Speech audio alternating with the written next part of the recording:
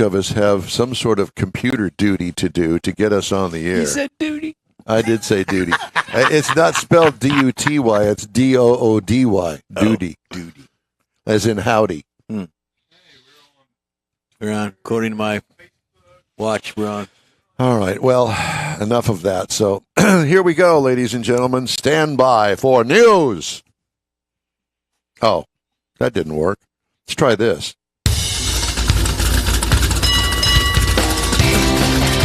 It's the In Wheel Time Car Talk Show. Coming up, Richard Tomlin with Apex Auto Works in Alvin, Texas.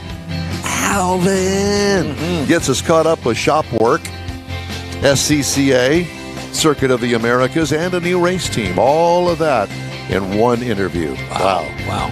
Might talk a little Corvette with him as well. Yeah, we'll do that. Jeff has the 5 weirdest motorhomes from around the world in 80 days. I can't wait. And I put down here 8 days. It's actually 8 minutes. 8 minutes, okay. Conrad has the racing calendar and the car clinic. We also got the stories making automotive news headlines this week. It's all straight ahead on this edition of the In Wheel Time Car Talk Show. Howdy. Along with Mike out of this world Mars, King Conrad DeLong, we always need more Jeff Zekin. I'm Don Armstrong, your man about town. Glad you could join us today. Thank you very much for that. Kind of a gloomy day here in Houston, but it's sunshine coming from your listening or viewing device. How was that? Sounded Pretty reasonable. good. What is it? Double check that, please. I am. It says that we're on the air. We are on the air. Mars, we've been through this last week, and it takes about 5 minutes for that thing to catch up. So I thought I made allowances for that. So I don't know. We're on, and I see us. All right. Very good. We got an allowance. And I see you, Richard. Yeah, so stand by, Richard. We'll be with you in just a moment because Mr. Mars down there is panicking because of If you'd move a little bit to the left, I could tell you what your Chevelle is behind you. Oh, Lord. Why is his picture so tiny? because he's got a really weak internet connection this morning. Oh, he does? I'm going with a 69. I'm sorry? Yep. Me too. What, 69 what? Chevelle sitting behind him. Oh, okay. Well, at any rate, so why don't we just get right to it, shall we? Let's get to him. All right. There you are. Ladies and gentlemen, joining us now live in the newsroom is Richard Tomlin, the chief potentate of Apex Auto Works in Alvin, Texas. And race team. Good morning, Richard. Good morning, guys. How are you? A little chilly, wet. Weather down here is miserable today. Yes, it is. Not sure what happened, but been good all week. I know. We started off so great yesterday afternoon after a big storms the night before, and it's like, great. The whole weekend's going to be like this. Not. It's chilly for me too. I'm not Well, it's the rain. It's the piddling rain, and I'm hoping that there will be a break in the rain, Richard, when I bring the Corvette down there to you today. That'll be amazing. Yeah. Get this thing taken care of. Yes, exactly. Now, Richard, we have many questions about the repair for the Corvette. So everybody knows the Corvette is grinding gears, and we assume Not in a good way. no, not in a good way. We assume that it is the master cylinder, the clutch cylinder, because we've had problems with it before, as Jeff and I have worked on. And so we're hoping that we can take it down there to Richard and he can fix this thing once and for all. Now, Richard, I have several questions for you. First of all, would you be able to install a bleeder? Yeah, the remote bleeder on it? Because I know that's always Yeah, something. of course, you should already have one. Yeah. On that. Especially if you've had problems with this before. The bleeder is the first mod that you do on a C506 or any T56 equipped car. Because it's so hard to bleed the slave cylinder because that bleeder valve's way inside there and it's very hard to Miserable. Yeah, I don't know. What were they thinking when they designed that? I don't know. They weren't.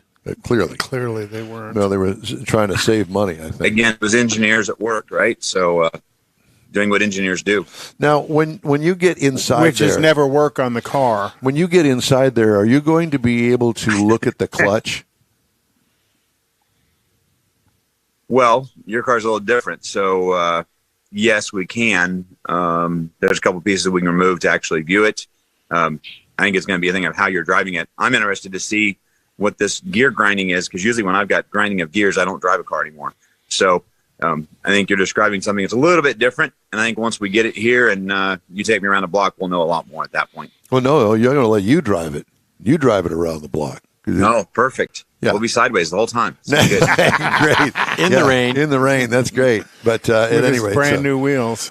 well, not brand new. They're old wheels that have been refurbished. Reconditioned. Thank you very much to John Gray down at Gulf Coast Auto Shield, who had the car for a couple of weeks. It's all polished up. It's got red brake calipers on it now, as opposed to the ugly things that were on it. So it's the red pumps. That's right.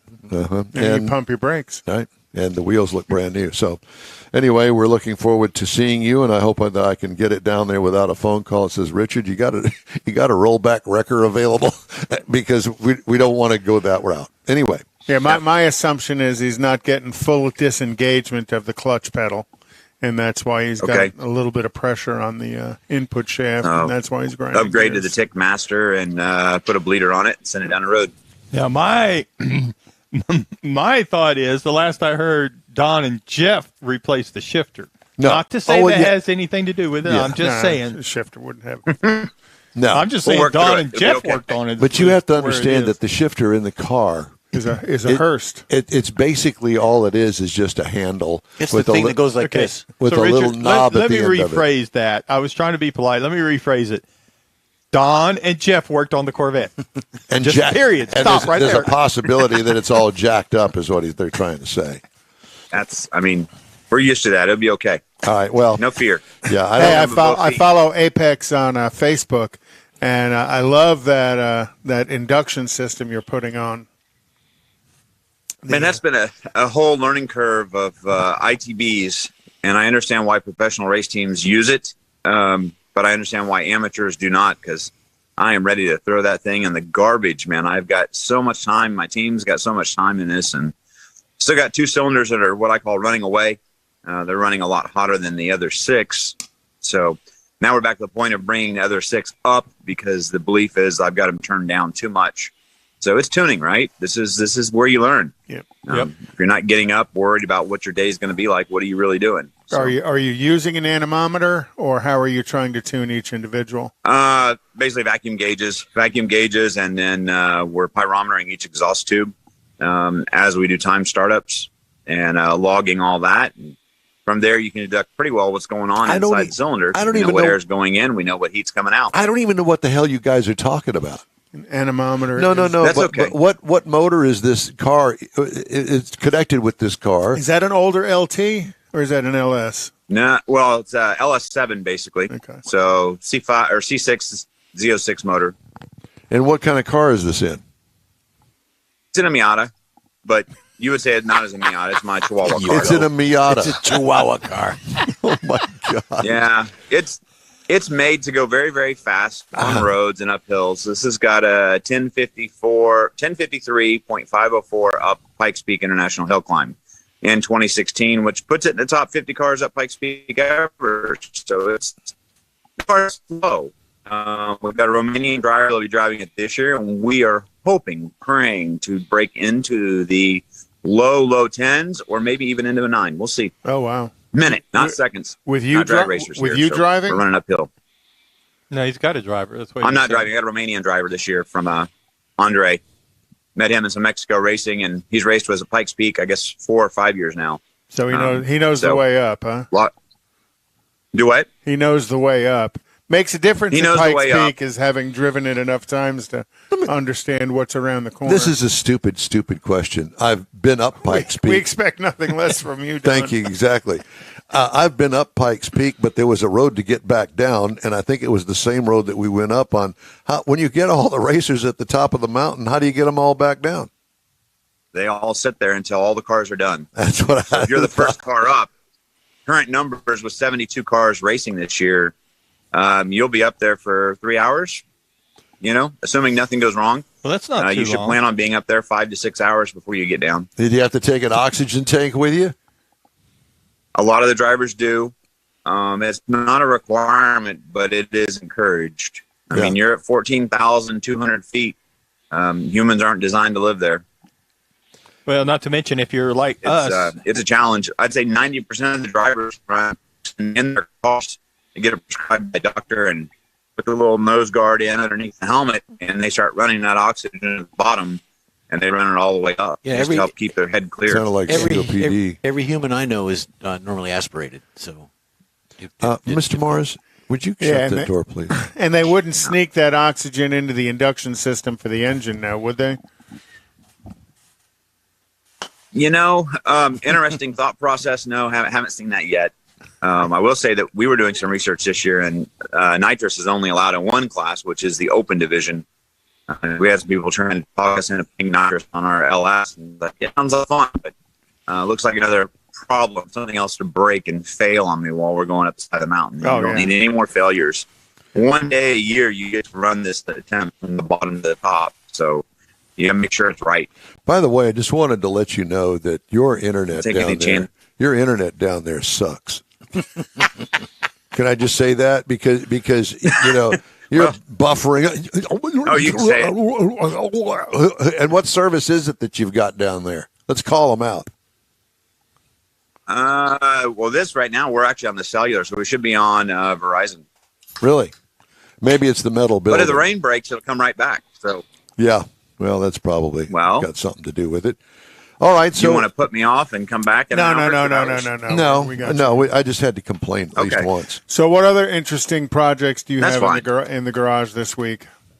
Well, we're making some huge progress on that GTR R35 GTR with a top secret body kit. That's just relevant because of the TX2K guys in town this weekend, running Royal Purple Raceway for the last time, and they all got canceled yesterday. I'm guessing they're going to get canceled again today. They won't be able to prep the track. We've got Sebring this weekend, which is World Endurance Championship. Ferrari with a new 488 or 499 car, they're calling it. Car is amazing and beautiful and qualified 1-2. Inside our shop, we've got the 67 Chevelle that we're making loud. Customer wants side pipes on it. Doing a little tuning work on it as well. We've also got a new to you guys 76 280Z that we'll be getting an RB26. Super early 240 original S30 chassis, whatever it calls it.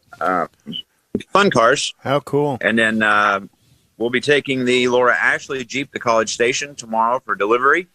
They will be taking that and heading off on their 11-city tour across the country. That was your SEMA build. Yeah, that's the same build, and looks like we've got one or two more coming off of those heels. So we'll see what happens with all that. Cool. Optimistic. Off of those heels. Was that a pun? Mm-hmm. Laura Ashley and heels? No. I missed the last part. Laura Ashley or what? And heels. Never mind. High heels. Oh, in heels. Yeah, exactly. It wasn't funny the first time, and if you got to explain it, it's really not funny. No, it's good. It's Conrad. It's funny. So you said you're putting side pipes on the 67 Chevelle, like the old school side pipes, like the Corvette had on them, or the ones very like similar. We've sent him a couple options. This one's also going to get exhaust cutouts in front of that because he wants to dump straight from the headers. So in his big block car, it's not going to be quiet, but he wants it louder. Well, we make it louder. That's no problem. And making it quieter is the hard part. And the dumps will clean all the dust off the road on the way by too. Yeah. I mean, it destroys everything you've done to clean your car and make it pretty and shiny. And then we leave in 3 weeks for Chihuahua. So we've been back down to Mexico playing there. And so we're thrashing on that little Miata. Upgrade the supercharger. Going to pick up another 50 horse out of it. So we'll have a Miata run around about 260, 270 wheel. Do you have a dynamometer there? We do not. We use Jim at MSR. We use Carlos at CP Performance. I mean, there's 9-10 guys in town that do it pretty good. We just tune for a baseline, what they call a road tune. Go out there, drive it, make it idle, make it work. And then we take it and put it on a rolling road for drivability. So do you actually do the tuning on the dyno, or do you tune and bring to the dyno? You get, I'll say 90% of it by driving around, and that last 10%, the fine tuning happens on the dyno. But yeah, we do the in-house tuning. We do all the HP tuner stuff, so we can tune from the Corvettes to the Dodge to the Mercedes. I mean, Audis. What do you want to play with? We've got somebody here to facilitate that. Well, that takes a skilled craftsman to understand how to do all of that. Yeah. Time and patience. I mean, it is a lot of patience. Again, they've got a really strong network internationally for that stuff. It's this thing called the internet makes it pretty simple to find out what's been done before by someone else and that worked. quantify how good it is and then move through it. Well, that's interesting you should say that, because I've always really wondered what the real horsepower is in my Corvette. Because Greg Enders lied to me. What? Or told me the car truth. guy? Yeah, or told me the truth, and somebody said that I hope he's not watching. they said that there's a chip, that somebody put a chip in the engine control module. And I'm going, okay, well, that's great, but how would I know that? Unless I took the module out and looked. And even then, I don't know as if I'd know what I'm looking at. Well, I think a lot of the tuners now, don't they kind of clone Clone a map. Basically, you pull the download out of their ECU, change it, and then put the download right back in. Yeah, not much of a chip would be in your car, but it could have a tune on it. Very common to do on the Corvettes and Camaros. But before you take Super simple on those cars. Before you take it down to Richard, I think you and Jeff need to go out there and start trying to pull that chip out that he's talking about. Oh, yeah. It's not Oh, there. hell no. That way he can put it back together when you get it down. Let's do it. It'd be like us trying to, take an appendix out. There you go. I still have parts left over from the shifter, so We do, actually. They're over there in the box. they're in the box. Yeah. Well, we don't need that. Oh, gosh. Mm-hmm. You're All right. smarter than the So let's engineer. talk about Circuit of the Americas. Circuit of Americas just did a Global Time Attack, huge event in motorsports. This is what I call the guys like me that don't fit in everywhere but do everything. They basically do one car every 20 seconds apart, and are looking for the fastest time around the track. I think what's important here is to think that they're faster than what NASCAR is running around that track. They're nowhere close to F1 times, but they were this close to breaking the 2-minute barrier this year. They had a 2-minute 9-second run with a GTR running around the track. They had a couple Corvettes that were at 2 minutes 1 second. That is moving. Yeah, that's fair. And to look at professional motorsports teams that are spending millions and not there, and here we are with some little garage teams that are able to build stuff to run at the same level is a lot of fun. And what did you call it? It's Time attack. it's fun. It's different. It's called the Time Attack. Global Time Attack or Super Lap Battles, the other word that they use. These cars have as much aero as they do actual car bodywork. There's no limit to how much aero they can put on the car, so the bigger the wing, the more downforce. Top 4 cars are actually old WRC or WEC cars, World Endurance Championship cars, prototype style. And then you've got the production cars, the Corvettes and the GTRs that follow it. And I mean, wings that are as big as your picnic table. One front, one rear on the car, completely smooth belly pans, and just generating maximum grip out of the car. They still have a bunch of horsepower, but they're working more on aero than they are on horsepower. It didn't. The WEC No was secret. running yesterday in Sebring. I saw a little bit of that on the Sports Channel. Yep. I Start have- the 12-hour race this I have a morning, right? completely At like smooth 11. belly pan. It's Yes. a little hairy, but it's smooth. Yeah. We really don't need that this morning. We're just still trying to get over over the the fish fish dinner headlights. last Did you night. have something running up there in Yeah, that's what I was Dakota? going to ask. So are you running Time Attack? I did not run Time Attack. We had 6 customers' cars down there is why we made the trip. My car was supposed to be this year, but I failed with the ITBs. I've got to pick up my game and get my own stuff done as well.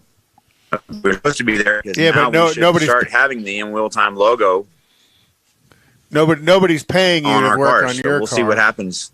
Yes, well, No, nobody pays me to work on my car, but it's why I do this because I enjoy driving. So I've got to get my stuff back together. My garbage, Yeah, you got to bring your part back into it. Yeah. I was just going to say, so what about this new race team? Well, we're going to have the in-wheel time logo on every car that runs under the Apex race team logos, which is basically all of our Mexico cars. You guys will be at Pikes Peak. Next year, when we're at Super Lap Battle, we'll be there.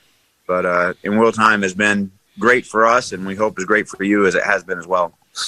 I've always wanted to go to Pikes Peak. I've always wanted to race in Mexico. Now I can do it by proxy. Okay, Mars. Absolutely. You need a Chihuahua. Yeah. Come on down. It's a good time. So what are you doing to the Chevelle behind Mexico is just the Chevelle. He actually is a fellow racer. He's got a C5 Corvette that he uses to race. This is just his street car for weekends with the wife and kids. Does a little autocross with it from now and then, but now that he's got the C5 as a dedicated track car, that's what he tends to drive the most. And what's going on in Houston with the SCCA the next month or so? Autocross every month. We just finished up a rallycross school.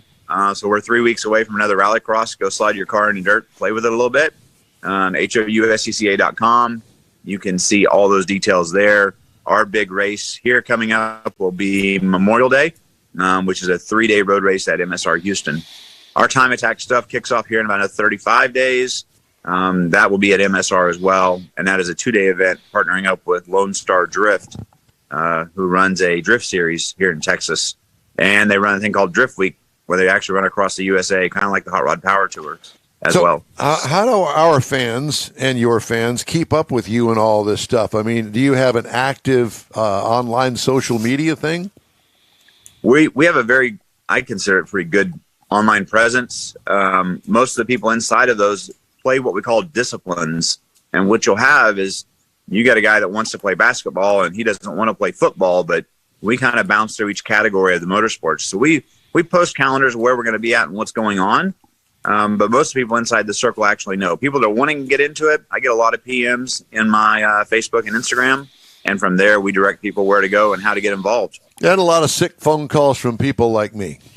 Yeah, it happens. It's okay. All right, it happens. Well, I'm going to see you later on. See you later on this afternoon, Richard. Thank you so much for joining us this morning. We appreciate you. Apex All right, Auto we'll Works, talk to y'all soon. Be good. Yeah, you do the same. All right, yeah, Apex Motorworks, Auto Works. Sorry, Apex Auto Works, Alvin, Texas.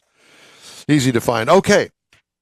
If you'd like to get in touch with us, you can always shoot us an email. The address here is info@inwheeltime.com. Time now for the In Wheel Time race card, sponsored by Texas Nostalgia Modified Production. Conrad has that. And, talking about Texas Nostalgia Modified Production, they are running at Indy May 19th through the 20th.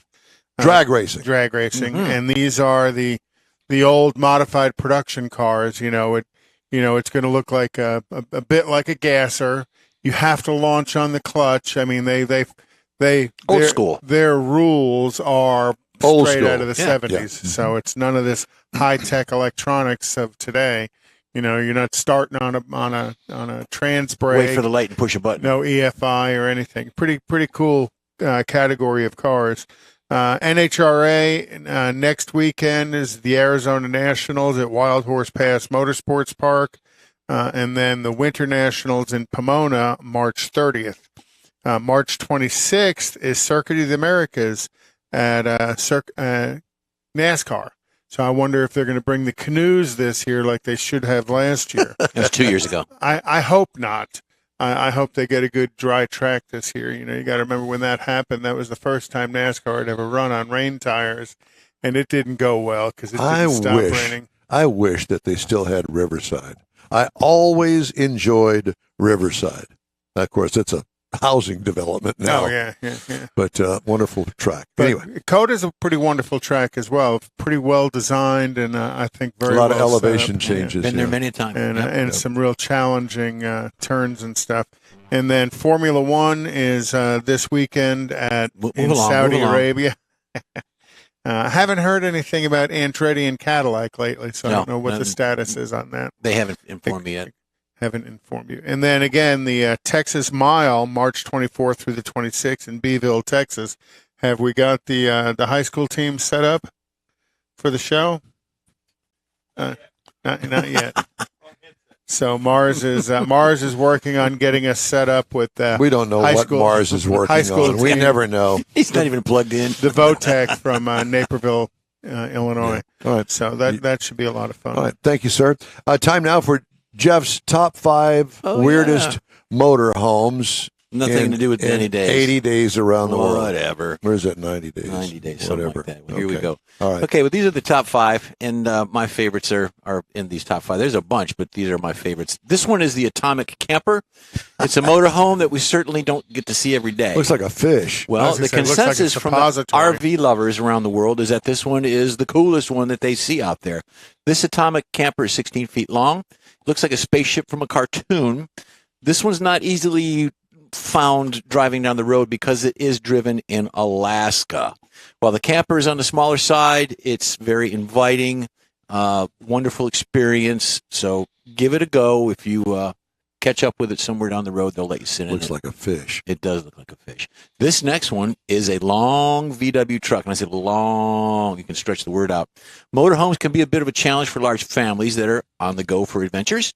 This one is a VW truck was built for large families. It does allow a large number of people to lay down comfortably inside of it. We don't know quite how many people fit in it, but they say it's about 10 people. Looks like it's a VW bus with a fifth wheel attached to it. Yeah, and a bunch of VW buses all glued together or welded. So is that a 36 window? I have no idea. This next one is the Art Deco. It's a motorhome that's focused very much on style and design. I like that. The Art Deco automobile is a tiny home that probably fits a small family. Looks a little bigger than it is, and it's, not really. Got to slide out? Got to slide out, but the front, you got a passenger, a driver and a passenger in the front, but the rest of it, living area is designed to be a little bit smaller. It's not really a perfect weekend vehicle, and it's very difficult to maneuver. Try turning that around in a Walmart parking lot. Just saying. If you go to Walmart. Next one. This one's cool. It's the Gooseneck Bug. Yes, I like that. Yeah. We can see the cars, motorhomes attached all the time. It's a common thing, but the golden gooseneck bug is probably high up on the list of all these motorhomes. Weirdos. Looks like it's made out of wood. It kind of does, but I think that's just the picture. Those can see the picture.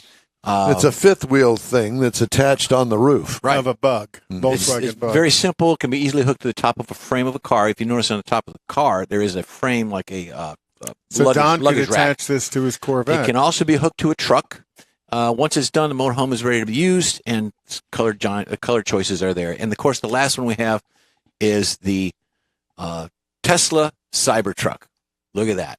Now, I think that's pretty cool. It looks like it's made out of wood. It's not really, but it's ugly on both ends. It's ugly on both ends. There you go. All right, like there you go. were last night. Yeah. All right, well, thank you very much. The In-Wheel Time Car Talk Show is available 24/7 through the iHeartRadio app. Just look for In-Wheel Time Car Talk. We also video stream on Facebook, YouTube, and InWheelTime.com. Podcasts at your fingertips on over a dozen of the most popular podcast outlets. The In-Wheel Time Car Talk Show continues right after this quick break. Tailpipes and Tacos, Houston's premier car cruise-in returns Saturday, April 15th to the Lupi Tortilla Tex-Mex in Katy, 8 to 11 a.m. Bring your Hot Rod Classic, Resto Mod, or any other vehicle you'd like to show and compete for one of 3 highly coveted Chili Pepper trophies. This April 15th kickoff event is one you'll want to put on your calendar because 100% of the money you donate for the free tacos will be given to God's Garage. You heard right. Free tacos. Whatever you decide to give, all of it will be given to God's Garage and matched by Lupi Tortilla. God's Garage gifts vehicles to single mothers, widows, and wives of deployed military in the greater Houston area. In fact, the Garage will gift a vehicle to a mom in need at this special event. Be sure to attend the next Tailpipes and Tacos Cruise-In, Saturday, April 15th, 8 to 11 a.m. at the Lupi Tortilla Tex-Mex in Katy on the Grand Parkway at Kingsland Boulevard, just south of I-10. Free breakfast tacos for any donation to God's Garage. It'll make your heart and your belly feel good. You own a car you love. Well, why not let Gulf Coast Auto Shield protect it? Houstonian John Gray invites you to his state-of-the-art facility to introduce you to his specialist team of auto enthusiasts. We promise you'll be impressed. Whether you're looking to massage your original paint to a like-new appearance, apply a ceramic coating, install a paint protection film, nano-ceramic window tint, or new windshield protection called ExoShield, Gulf Coast Auto Shield is where Houston's car people go. Curbed your wheels? Instead of buying new, why not have them repaired? How about a professionally installed radar detector? Gulf Coast Auto Shield does that too. Get a peek inside the shop and look at the services offered by getting online and heading to gcautoshield.com. Better yet, stop by their facility at 11275 South Sam Houston Tollway, just south of the Southwest Freeway, and get a personal tour. Gulf Coast Auto Shield is your place to go for all things exterior. Call them today, 832-930-5655 or gcautoshield.com. The award-winning In-Wheel Time Car Talk Show is available on the most popular podcast channels out there in 30-minute episodes. We realize our 3-hour live show can be difficult to catch in its entirety, so now you can listen every day to a convenient, fresh 30-minute episode. Check us out on Apple Podcasts, Spotify, Google Podcasts, Amazon Music, and Audible, along with a dozen more. In Wheel Time has the most informative automotive guest interviews and new car reviews, along with popular features including Conrad's Car Clinic and This Week in Auto History, along with automotive news headlines. Our live broadcast airs every Saturday, 8 to 11 Central on InWheelTime.com, the iHeart app, and on YouTube. Be sure to say hello when we're broadcasting from the Tailpipes and Tacos Cruise-In, Autorama, and the Houston Auto Show, among others. Now, it's easier than ever to hear about all things automotive all week long. You're invited to join fellow car enthusiasts in becoming part of the ever-growing In Wheel Time Car Talk family. Don't forget those 30-minute podcast episodes on your favorite podcast channel. Live from the Sugar Shack in Sugarland, Texas. It's the In Wheel Time Car Talk Show. Coming up, we talk the spring edition of the Texas Miles Speed event. We also have a very special guest from the Northside Mustang Club. Conrad will have the In Wheel Time Car Clinic, and I'll bring you this week's auto news. Howdy, along with Mike out of this world Mars. King Conrad DeLong, we need more Jeff Zekin. I'm Don Armstrong. Glad you could join us on this Saturday. Joining us right now is, this is kind of like, some of the music rock stars that only have one name, like Pink. This is Vernon. Sting. Madonna. Madonna, yeah. Cher. So this, ladies and gentlemen, is Vernon from the Northside Mustang Club. Vernon, good morning. Good morning, guys. Well, we appreciate it. Thank you very much. We appreciate you joining us. You know, I wanted to mention that right out of the box. Why are you speaking to us? Do you have an office there at the house? I do, yes. Yes. Well, I love the wall behind you because I assume that those are all like things that are important to you about cars, and I'm into that sort of stuff, and so I just wanted to compliment you on your background. Thank you. Well, I mean, it's the little things in life for me. A lot of stuff up there. I know. It's very nice. So, Vernon, Northside Mustang Club, I'm sure that you know Randy Weldon. Yep. And so everybody knows Randy. Everybody knows Randy Weldon. So you've taken over the Northside Mustang Club. Are you the president? I am, sir. Yep. Well, congratulations, or we're sorry. We're not quite sure where that way to go. Yeah. But no, So you didn't show up for the meeting and got elected. Yeah. Well, if you ask my wife, she'd say sorry. Believe me, I know. I've been involved in car clubs before, and it can be a lot of work. Well, so what's going on with Northside Mustang Club? We haven't talked to you guys in quite some time, and we know that you've got lots of events coming up this year. Yes, and like you say, a lot of work. We just finished up with a cruise that started up in Waller, took us down to the Railroad Museum in Rosenberg. Really successful trip. Cruise. We had a lot of people coming up to us, talking to us, seeing how active we are is bringing members in. We have several cruises planned for this year. Bluebonnet cruise. We got a cruise through around the Lake Livingston, another one over to Anahuac and down. We're going to actually try to load the Lynchburg Ferry with Mustangs, get a picture of that, and just taking it across. We've got another one through the National Forest and up to Anderson. So, I mean, lots of things planned in that area. Now, these are one-day cruises, huh? These are one-day cruises, yes. Yeah. We're looking at some overnights, but right now we're at one-day cruises. Very nice. Well, I don't know whether you're familiar with it or not, but the Hot Rod Tour of Texas, we're going to have Bobby Sparkman on later on during the show this morning, and that's a 3-day tour of Texas, if you will, from Victoria and heads north through the hill country and winds up there just south of Fort Worth. But I'll tell you what, I had so much fun last year that I'm going to torture myself again this year. Torture in this fact that I just want to make sure that the Corvette makes it that far. That's my biggest concern. And I'm sure that you guys have dealt with that as well, with some of the older builds and things breaking down. You get how many guys usually go on a cruise? we'll typically have about 25 vehicles. Yeah. It's like the right amount. It turns out really well. Yeah, that's a manageable number there. That Yeah, sounds like a good so you amount. don't overwhelm that little stop and go in the middle of nowhere with one person working in there that hasn't had 25 people at the same time in there since it opened. Yeah, well, it keeps everybody together, too. There's no stragglers. And one thing we've done this year that we've not done in the past, we've opened it up to the entire car community to Houston. It's not just to Mustangs. We bring in whatever club or whatever wants to join in. You know, the more we can have, the greater it is. You know? I'm glad to hear that. That's a good thing because, I don't have anything. Car people are car people. That's exactly right. And through the years, I've had lots of Mustang owners that have been friends of mine, and I would still claim a few of them, as a matter of fact. I don't know whether they'd claim me or not. That's true. But it is it's a good time.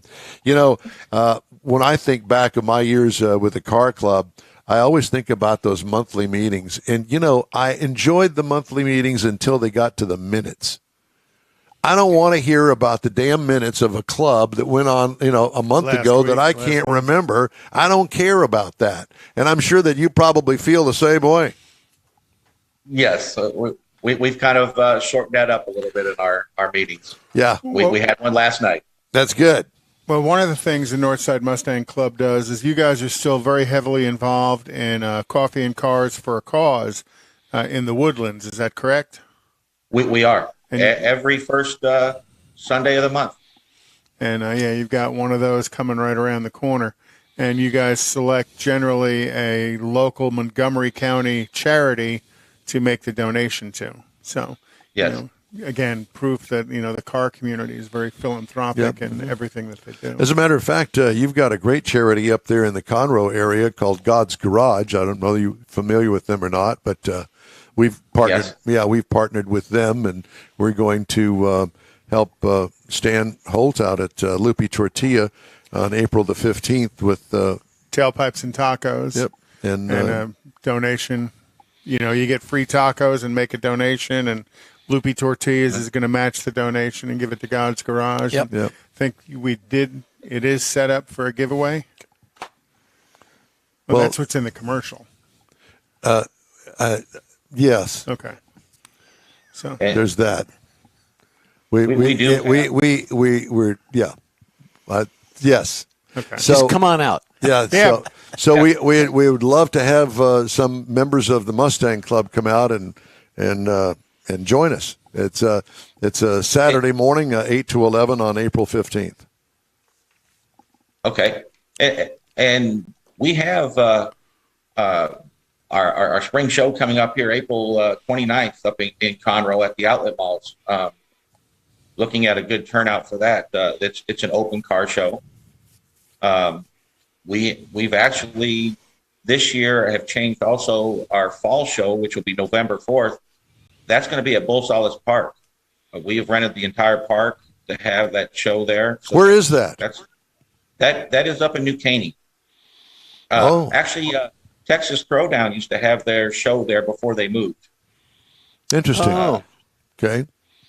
And one of the things that we are striving to take care of or do this year is we're going to look at doing a third show, and it's a youth show. And what that involves, we've got a venue, we've got things put in place for it already, but where we get kids like 21 and under, they can bring, if they have their own car or if they have dad's, grandpa's, grandma's car, whatever, but they're the ones that bring the car out. They're the ones that show it.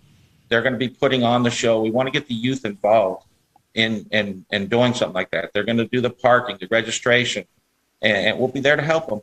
But show them, they'll talk to the judges, introduce their cars, those kind of things. What a great idea. Mm-hmm. We ought to get your granddaughter to join us. And I was thinking the same thing. Yeah, bring the caddy. You can bring the caddy, or she will line her up with the Corvette. Yep. Teach her how to drive a 6-speed. That's it. I'm sure she's ready to go. She's been driving just about every day. So. Yeah, because Vernon, we know when you talk about youth, you're not talking about Tracy Templer or Randy Weldon, and they're both online with us. I figure I'd take my shot at them. Since they're there and you're here. But well, those two, Tracy and Randy, plus we have a couple more, Robin and Tim. All four of them. Northside's proud to say that all of them are MCA national directors, and all four members.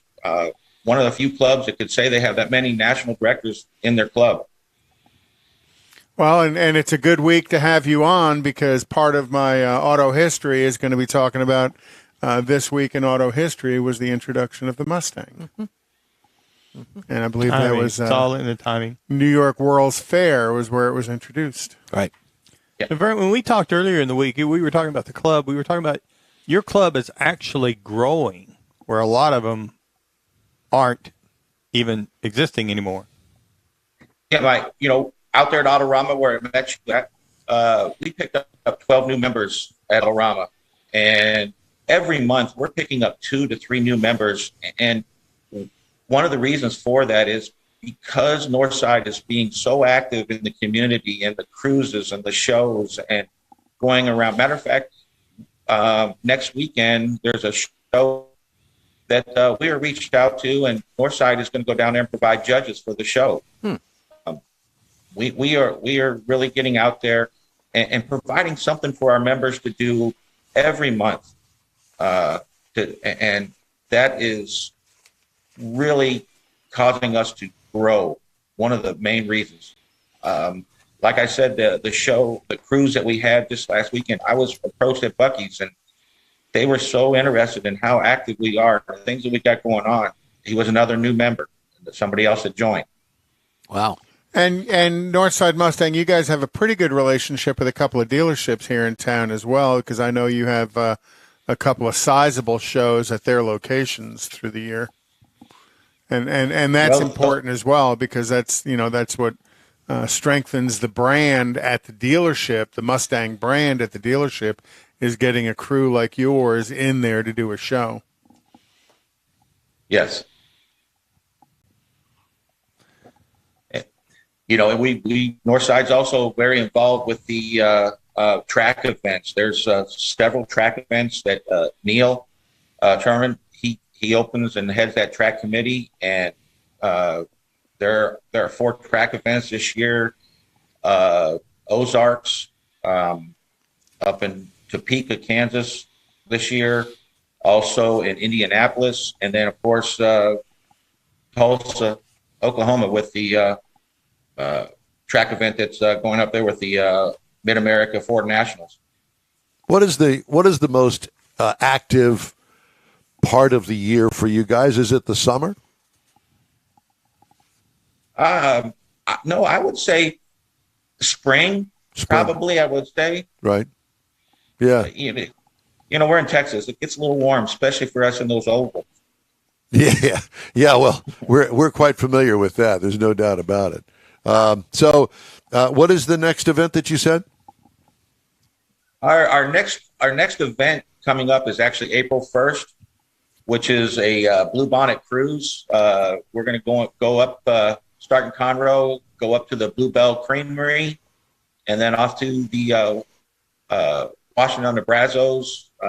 We've rented a pavilion up there for an outdoor picnic and things like that, and just to cruise through the area up there and see the Blue Bonnets. Very nice. Yeah, that's good. What kind of Mustang do you have? Well, actually, one of you guys talked about one of them on the last time Randy was doing it. I'm the owner, or my wife, I should say, is the owner. I have the 2006 that looks like a 67 that's been completely redone. And then I have a 67 fastback myself. Both cars have been built to look just like each other, except they're 39 years difference. Wow. So do they make a kit that you can make basically a late model into a 67? This is actually not a kit. This is actually, we have the first one that was done. The group had never done they've done 69 to 71s. That was one of the first attempts at doing a 67. And we were the prototype for it. They built the molds and stuff from our car. We had some ups and downs on the builds of trying to get it just right. This didn't look right, so cut it back out, start over again. There was a group up in Paducah, Kentucky called Duncan Brothers. Wow. Very nice. So I can go online and I could buy a kit now for that 2006 to tune it back? Well, they don't. They actually don't do a kit. They do the work. They do all the work. It's you provide them with a donor car, and they build the car for you. So you have the luxury of a new car, but the old look. And a blank check. Don, you could start with the Corvette. Yeah. Make it look like a 67 Mustang. Yeah, convert the Corvette into a Mustang. That'd be a stretch. Yeah. We'll do a segment on that. Yeah, exactly. Well, what kind of motor is this? Is it got a stock motor in it? It still has the original 4.6. Well, I see. Have you done any work to that? There's a little bit. It runs about 430 horse. There's nothing shady about that at all. Not at all. Yeah, exactly. Well, yeah, it's got more horsepower in my 67. So sitting out in the garage now is a 347 stroker that will go down in there. I can't have my wife's car fast enough. And they'll prove that at a track event. So you see why I asked these questions about what kind of motor you got in it. There's 39-year difference. That's like some marriages. Only if you got enough money. Mm-hmm. Apparently, I wouldn't know. None of us have got that much money. How can people join the Northside Mustang Club? I have posted your website on our social media. Can they get on there to join the club? They can get on there and join the club. We also can reach out to us on Facebook. We have a Northside group page. Can reach out to there, and one of the questions on there when entering will be, do you want to join as a member? And we can reach back to them and get that started in that direction also. Yeah, a couple of years ago, you guys did an event for Ford versus Ferrari, and I showed up in my Oldsmobile and joined. Haven't renewed since. But they're still laughing at you. Well, that's because it sat in the garage for 3 or 4 years. No, just about a year and a half. No. Oh, really? I hardly think. Yeah. But it's out and about now. I joined Northside back in 2016 at the Mustang versus Camaro over at the Budweiser plant. Oh, boy, that's a good mix. Yeah, Budweiser, Camaros, and Mustangs. Why not? Vernon, it's great to talk to you. Thanks so much for joining us today. We really appreciate it. And we look forward to seeing you at some event coming up soon. All right. Thanks, guys, for having me. Thank you. You bet. Vernon. Wilhelm Vernon is his real name. And Northside Mustang They're very Club. busy people. Yeah, Yes. Well, a very busy club. They're I extremely think that's active. one of the reasons that they're growing some. Where I can't tell you the number of clubs that don't exist anymore. I can tell you lots. Yeah. Yeah. You got to have enthusiasm. Well, they have good leadership, Tracy and Randy excluded, but they have good leadership and a very active crew of people. And listening to Vernon talk, there are different committees responsible for doing different events and stuff. So. That's the way to do it. All right, time now for Conrad's Car Clinic, always popular. And what are we talking about today? Well, the top 4 reasons for brake vibration. A vibrating brake pedal is a relatively common concern. It's never a good idea to ignore that issue. Your brakes are the most important safety feature on your vehicle, and maintenance is needed to keep them operating properly. Taking your vehicle to a shop anytime even you get your oil changed, they should be doing a multi-point inspection, and with that multi-point inspection, you're getting your tires rotated. So while they're rotating the tires, somebody should be looking at your brakes. Mm-hmm. And a lot of shops, you'll see they'll have those little colored tabs to measure the thickness of your brake pads that are left. Kind of like a feeler gauge. Like a feeler gauge, and it's red, yellow, and green as far as when do you need to deal with it, because the more worn the pad is, the higher probability is it's going to be a much more expensive repair, because if you let the metal to metal touch and then all of a sudden you put rotors but and most stuff everybody just changes the rotors straight out these days when you do a brake job. Well, right. And they're inexpensive enough now. Yeah. Well, Get the and brake a lot bundle. you can't turn because they're too thin to begin with. The manufacturers tell you have to replace the rotors, but you can get, Corvettes. You can get rotors for $30 for a Corvette. Really? And just slap them on. So, Yeah, the brake bundle.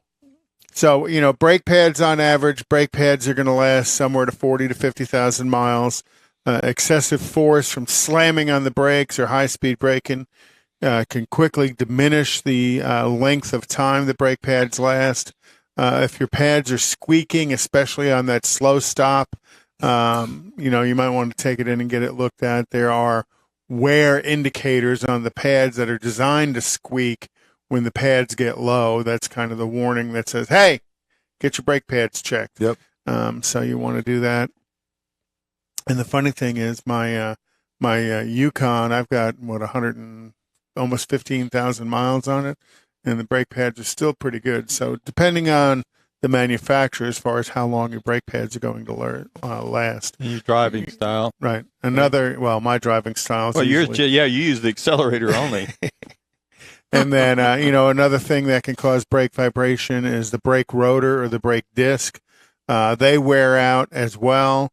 And like we said, they have to have a certain amount of thickness in them to be able to cut them to smooth the surface out.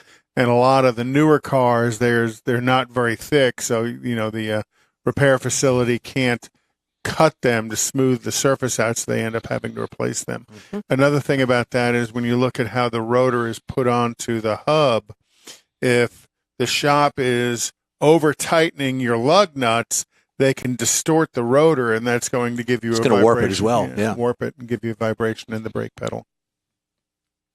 Worn suspension components can cause a vibration in your brakes. If something is out of line and it's always trying to correct itself while you're stopping the car, that can cause a vibration in your brakes as well. And those are things, again, if your shop's doing a quality multi-point inspection when you bring it in, they should be able to identify that for you. And don't hesitate to spend the money to fix it.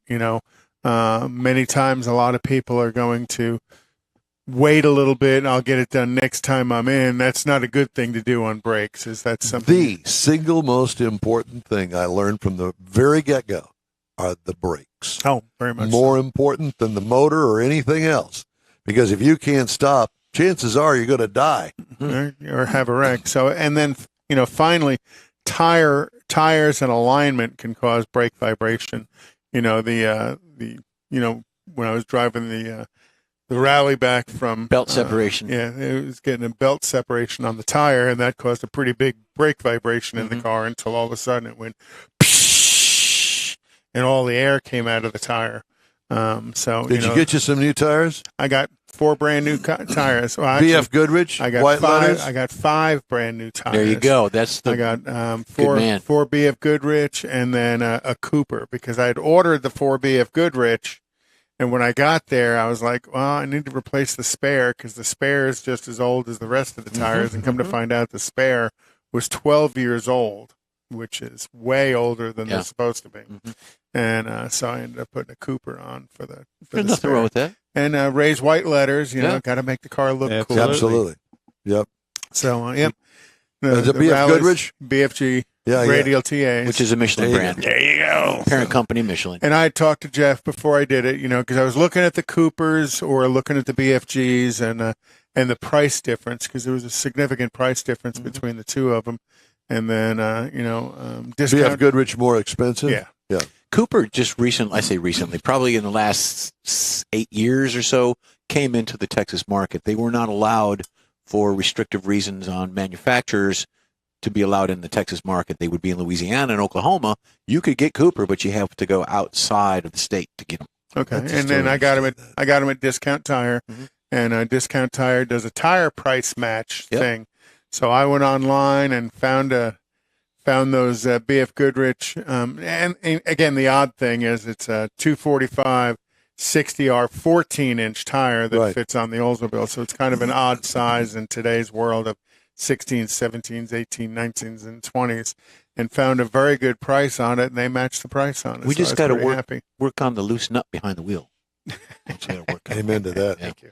So, those are 4 questions about brake vibration, and don't delay in getting your vehicle corrected. Ford Motor Company is in some deep doo-doo. Again. And Still. The recalls. They spend, I think that Ford single-handedly has the most recalls over years of any manufacturer. I'm sorry to say, but that's the truth. Ford Motor Company GM will say, hold my beer at recalling some point. more than 1.3 million older model sedans globally for front brake hoses that might rupture and leak brake fluid. Kathy's car is in this. Mm-hmm. Recall covers certain 13 to 18 Ford Fusion and Lincoln MKZ vehicles, affecting nearly 1.3 million vehicles in the U.S. If the front brake hose ruptures and leaks brake fluid, drivers may experience an increase in pedal travel, together with a reduction in the rate of deceleration, increasing the risk of a crash. To fix the issue, dealers will replace the front brake hoses. Ford said it expected to notify dealers starting Monday. Owners will be notified starting April 17th. We'll be on the lookout. I was going to say, that's not going to be a cheap fix, because not only is it the hose, they're going to have to replace all the brake fluid in the vehicle, so you get a free flush in the meantime. Ford also is recalling 280,000 F-150 pickups globally from the 21 model year, according to a separate recall report made Thursday. The windshield wiper arms on those vehicles may break. The dealers will inspect and replace wiper arms as necessary. Other recalls, Ford Transit for 2023. HVAC system defogger is inoperative. Ford Expedition, F-150 and Navigator, front axle pinion not heat treated. Going to have to replace that. Nissan Ariya steering wheel may detach from the steering column. Oops. That's not good. Daisy. Yeah. Parking sensor may short circuit and cause a fire in the Hyundai Veloster for 2012 through 2013. Thermal Mazda event. CX-50 trailer hitch harness may detach. Toyota Tundra and Toyota Tundra Hybrid 22 and 23 tonneau cover may detach. Kia America said it'll recall more than 188,000 K5 midsize sedans in the U.S. over side curtain airbags that were installed incorrectly, causing them to not deploy properly during a crash. Lots of recalls, I'm telling you. So check the curtains. Check your curtains. And that's auto news for now, anyway. There you go. I got a bunch more that we'll get to in the next couple of hours during the show. All right. Well, that's it for this hour of the In Wheel Time Car Talk Show. We're going to take a quick break, and we'll be back with hour number 2 after these brief messages. Tailpipes and Tacos, Houston's premier car cruise-in returns Saturday, April 15th to the Lupi Tortilla Tex-Mex in Katy, 8 to 11 a.m. Bring your Hot Rod Classic, Restomod, or any other vehicle you'd like to show and compete for one of 3 highly coveted Chili Pepper trophies. This April 15th kickoff event is one you'll want to put on your calendar, because 100% of the money you donate for the free tacos will be given to God's Garage. You heard right. Free tacos. Whatever you decide to give, all of it will be given to God's Garage and matched by Lupi Tortilla. God's Garage gifts vehicles to single mothers, widows, and wives of deployed military in the greater Houston area. In fact, the Garage will gift a vehicle to a mom in need at this special event. Be sure to attend the next Tailpipes and Tacos Cruise-In, Saturday, April 15th, 8 to 11 a.m. at the Lupi Tortilla Tex-Mex in Katy on the Grand Parkway at Kingsland Boulevard, just south of I-10. Free breakfast tacos for any donation to God's Garage. It'll make your heart and your belly feel good.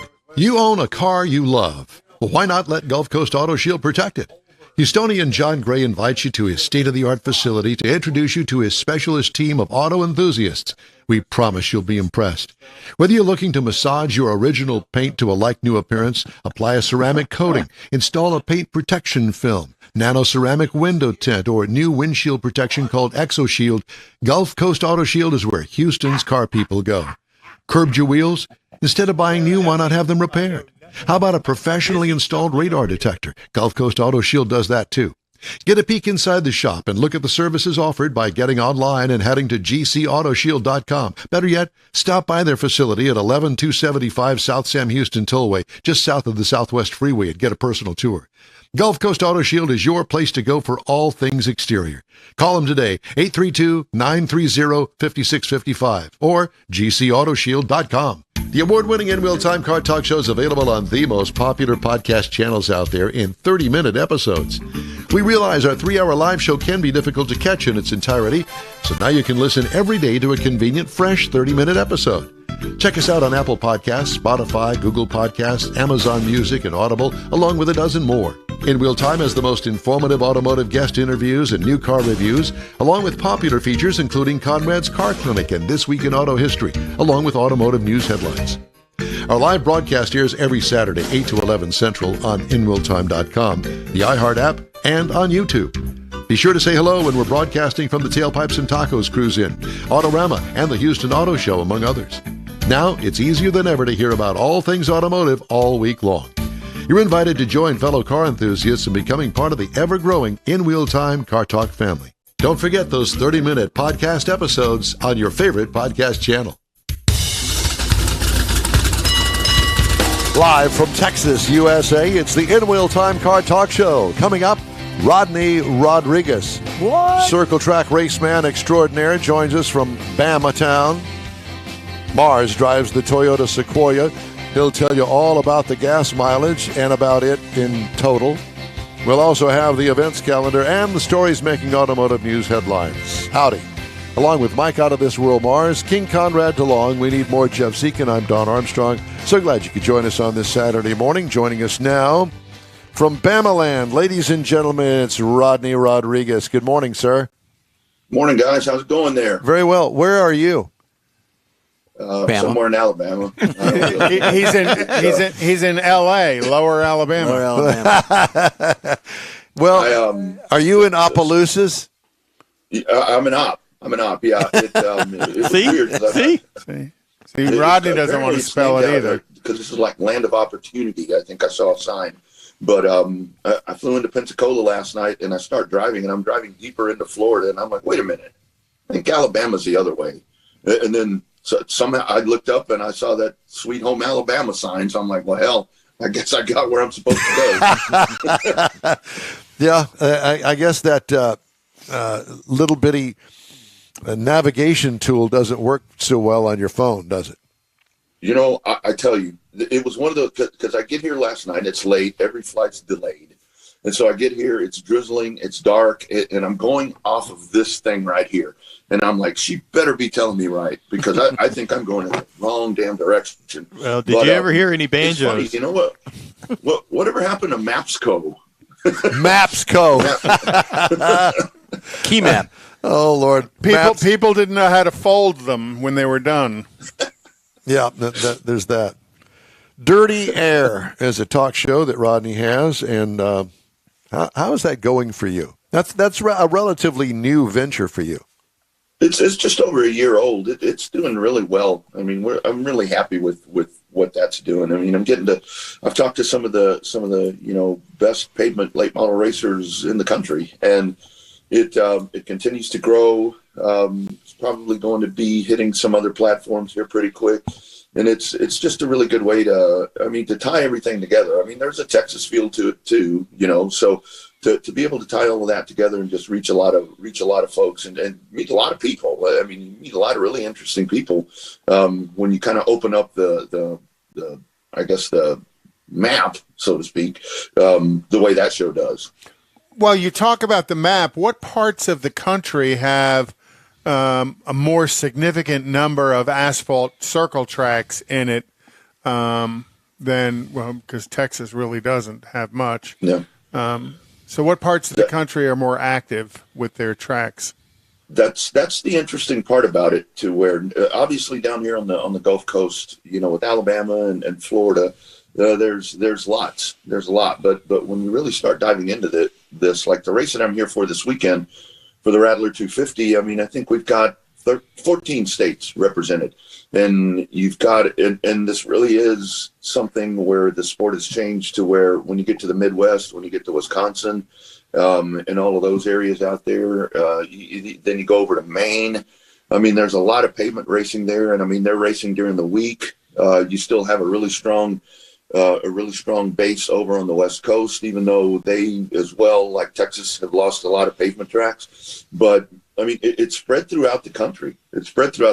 I mean, it's really interesting to me that in those cold weather states, I think you can make a pretty good argument that between the Midwest and along here, the Gulf Coast, that those are the two biggest regions. And the thing is, kind of the mindset between them, just kind of the aggressiveness, the driving style, all of that of the drivers. It's night and day between up there and over here. Down here, we're a little more aggressive. Over there, they're not that they're conservative. I dare to use the word they're a little more respectful. But and then you get events like this where you smash them all together, and it makes for pretty good time. Where are the most active tracks as far as drivers that will come in from multiple states for a race? How long are those tracks, and where are they? That's really, and it's more the driver. It's more the drivers and teams. It's not so much centralized on a racetrack the way that it used to be. Five Flags Speedway in Pensacola gets a lot of love because that's the Snowball Derby. That's the biggest one of them all.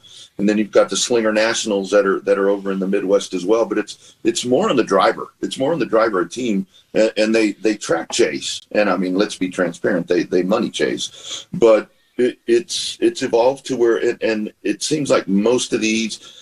I think the half-mile track seems to be the track, the favorite size for most of these. Yes. But, it's funny, back in Texas, when we had San Antonio, big half-mile, it was more of a track eater. Folks maybe didn't want to go there. But that really seems to be the one that the half-mile, where these guys, where there's room to race and you can really use technology, you use, car setup and speed to win these big money shows. Do they limit the car count per race, per heat? Usually what they do is it's anywhere from a 24 to 30 car field that's going to start. We've got 35 that'll take time today, and I believe we're starting 24 tomorrow. So that's usually the way they do that. And the good part about it is, I mean, where there is, just exactly what I'm saying right there, is that if you're going to start 24 to get over 24. I was actually surprised a couple of weeks ago. I did a dirt show in Edna, and it was a $5,000 to win factory stock race. They'll start 24, and they only got 24, and they were expecting about 50.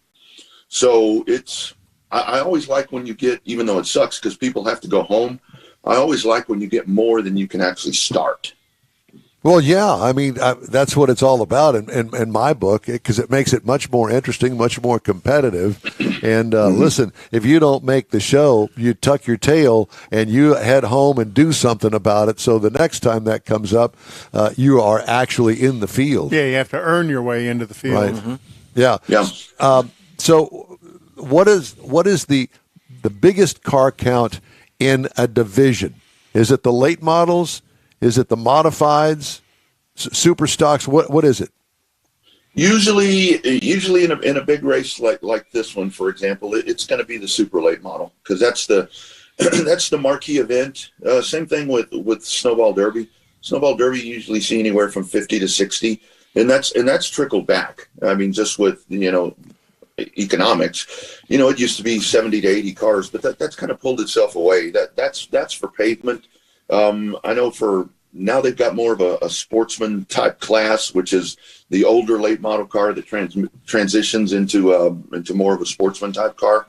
You may get 30 to 40 of those, and and those are great numbers. I mean, I know our dirt track friends will look at that and say, well, but on dirt we get 100 or whatever, but for pavement, those are really good numbers because pavement racing is so expensive. I mean, all of the classes that you're talking about there, Don. I mean, even the entry level. I mean, even the super stock type of class. I mean, that's a lot of money, and that's the regular 9 to 5 guys and ladies that are doing this, and just with tires, and I think that's something to where this race, the Rattler tomorrow, it's a four tire race. I mean, 2 sets of tires. That's all you get. And I think that's where you go in and you start trimming the fat like that. And that makes it a little more affordable and a little bit more of a level playing field. I mean, because eventually the tires are going to wear down, puts it back in the driver's hands. It's like NASCAR's trying to do. They're trying to make that car to where it's more of a driver race car. And that's when you start doing that does trim the cost down a little bit. and at the same time, it lets the teams get a little more creative and a little more find that gray area to try to find speed. Are those all custom chassis actual cars, or are they stock from the factory chassis? These cars that we see at these super late model shows, these are fabricated, usually 3 to 4 different chassis builders that build those and sell those to these teams, and there are about 3 to 4 dominant ones that really are the ones where if you get a piece that they have put together for you, built specifically for you, you're gonna do really well. Do they put bodies on them? Yeah. So they're bodied cars. They're not the flat sheet metal cars. No. These are all out. These are all out race cars. There's nothing. Unfortunately, there's nothing stock about them. I mean, they try to do the stock tail and the stock nose and all of that. I mean, it may say Toyota or whatever, but I mean, there's nothing Toyota about it. I mean, all of it's manufactured. Yeah, because back in my. Well, I'm not even going to tell you what day that was, but way back. We're not talking about chariot races. Yeah, I was thinking the same thing, Mike. Way back when Ben-Hur was racing. We basically had 3 types of cars. We had the modifieds, we had the Broncos or the stock 55s, and then you had the beaters, the eco stocks as we call them now. That's all changed. I mean, there's so many different classes of cars. That's where it's so cool when you see like up here you've got a pure stock and a sportsman, and that's the factory chassis. I mean, that's a metric chassis car, and we're seeing a little bit of a resurgence to where folks are trying to get back in. I know that we're doing it at Mobile, they're doing it in Houston, to where trying to bring back in those leaf spring cars with the Camaros and the Novas and all of that, to where it gets to where I remember on our Camaros, when I was racing, when my dad would race, I mean, we'd get in there and we'd move the AR mounts around a little bit just to try to get those cars to work better, because that's the beauty of what I always like about those stock classes is you look at that unibody car. I mean, let's just say a Chevy Camaro, for example. I mean, that car is not made to do what we're trying to get it to do on an asphalt track. Right. I mean, that whole suspension body, all of that flexes, and I mean, yes. when the unibody came along and you started having to tie those things together, I mean, there's a lot of flex in there, and that's what with the metric car. I mean, I always said that the Chevelle. The Chevelle was probably the best car that you could find to race doing this, because that entire subframe of that car is solid, and there wasn't a lot of flex to it. Well, it's a heavier car. Well, it's a full frame car is the main thing. Yeah. Exactly, and that's why I'm excited that you bring the old stuff back in and keep them stock. I mean, yes, you can buy aftermarket upper control arms and ball joints, and that's great because that's durability. But keep that chassis, keep that suspension stock, because that in and of itself right there is a bear to work with. So what could a competitor expect to pay or invest in a mid-pack car in each of those categories? In like a stock one? Yeah. I would guess right now, having been out of this for a while, fuel and tires have gone up. That's a big thing. But I would think that if you could probably spend anywhere from $6,000 to $7,000, I think you could be in the hunt. See, I thought more than that. Yeah, I was thinking it was more than 12,000. I was thinking more in the 20s. No, I was thinking 10s, but we're all kind of in the same ballpark. And the thing about it is, I mean, a lot of kind of with the resurgence of this, what folks go back to, it's like, well, cars have been sitting in the weeds, pull them out. Only thing with that is, and it's two challenges. Number one, if you've had one sitting in the weeds for a while, it's probably rotted out. So you're going to have a lot of work to do right there to get all of that right. And then, the second thing is, if you're gonna try to build a new one, it's damn near impossible because you can't find those anymore. I mean, we used to go get parts from the junkyard. I mean, I had a junkyard sponsor in Austin, and whenever we needed something, he's like, go get whatever you need. I don't care. Just go get whatever. Can't find a salvage yard with Camaros and Novas and all of those cool cars anymore. Kias and Hyundais. We had H.B. Bailey, who was an actual bumped up to a NASCAR driver at the end of his career. But H.B. Bailey owned a junkyard not too far from Hobby Airport, and that's where I used to go to get my junk parts.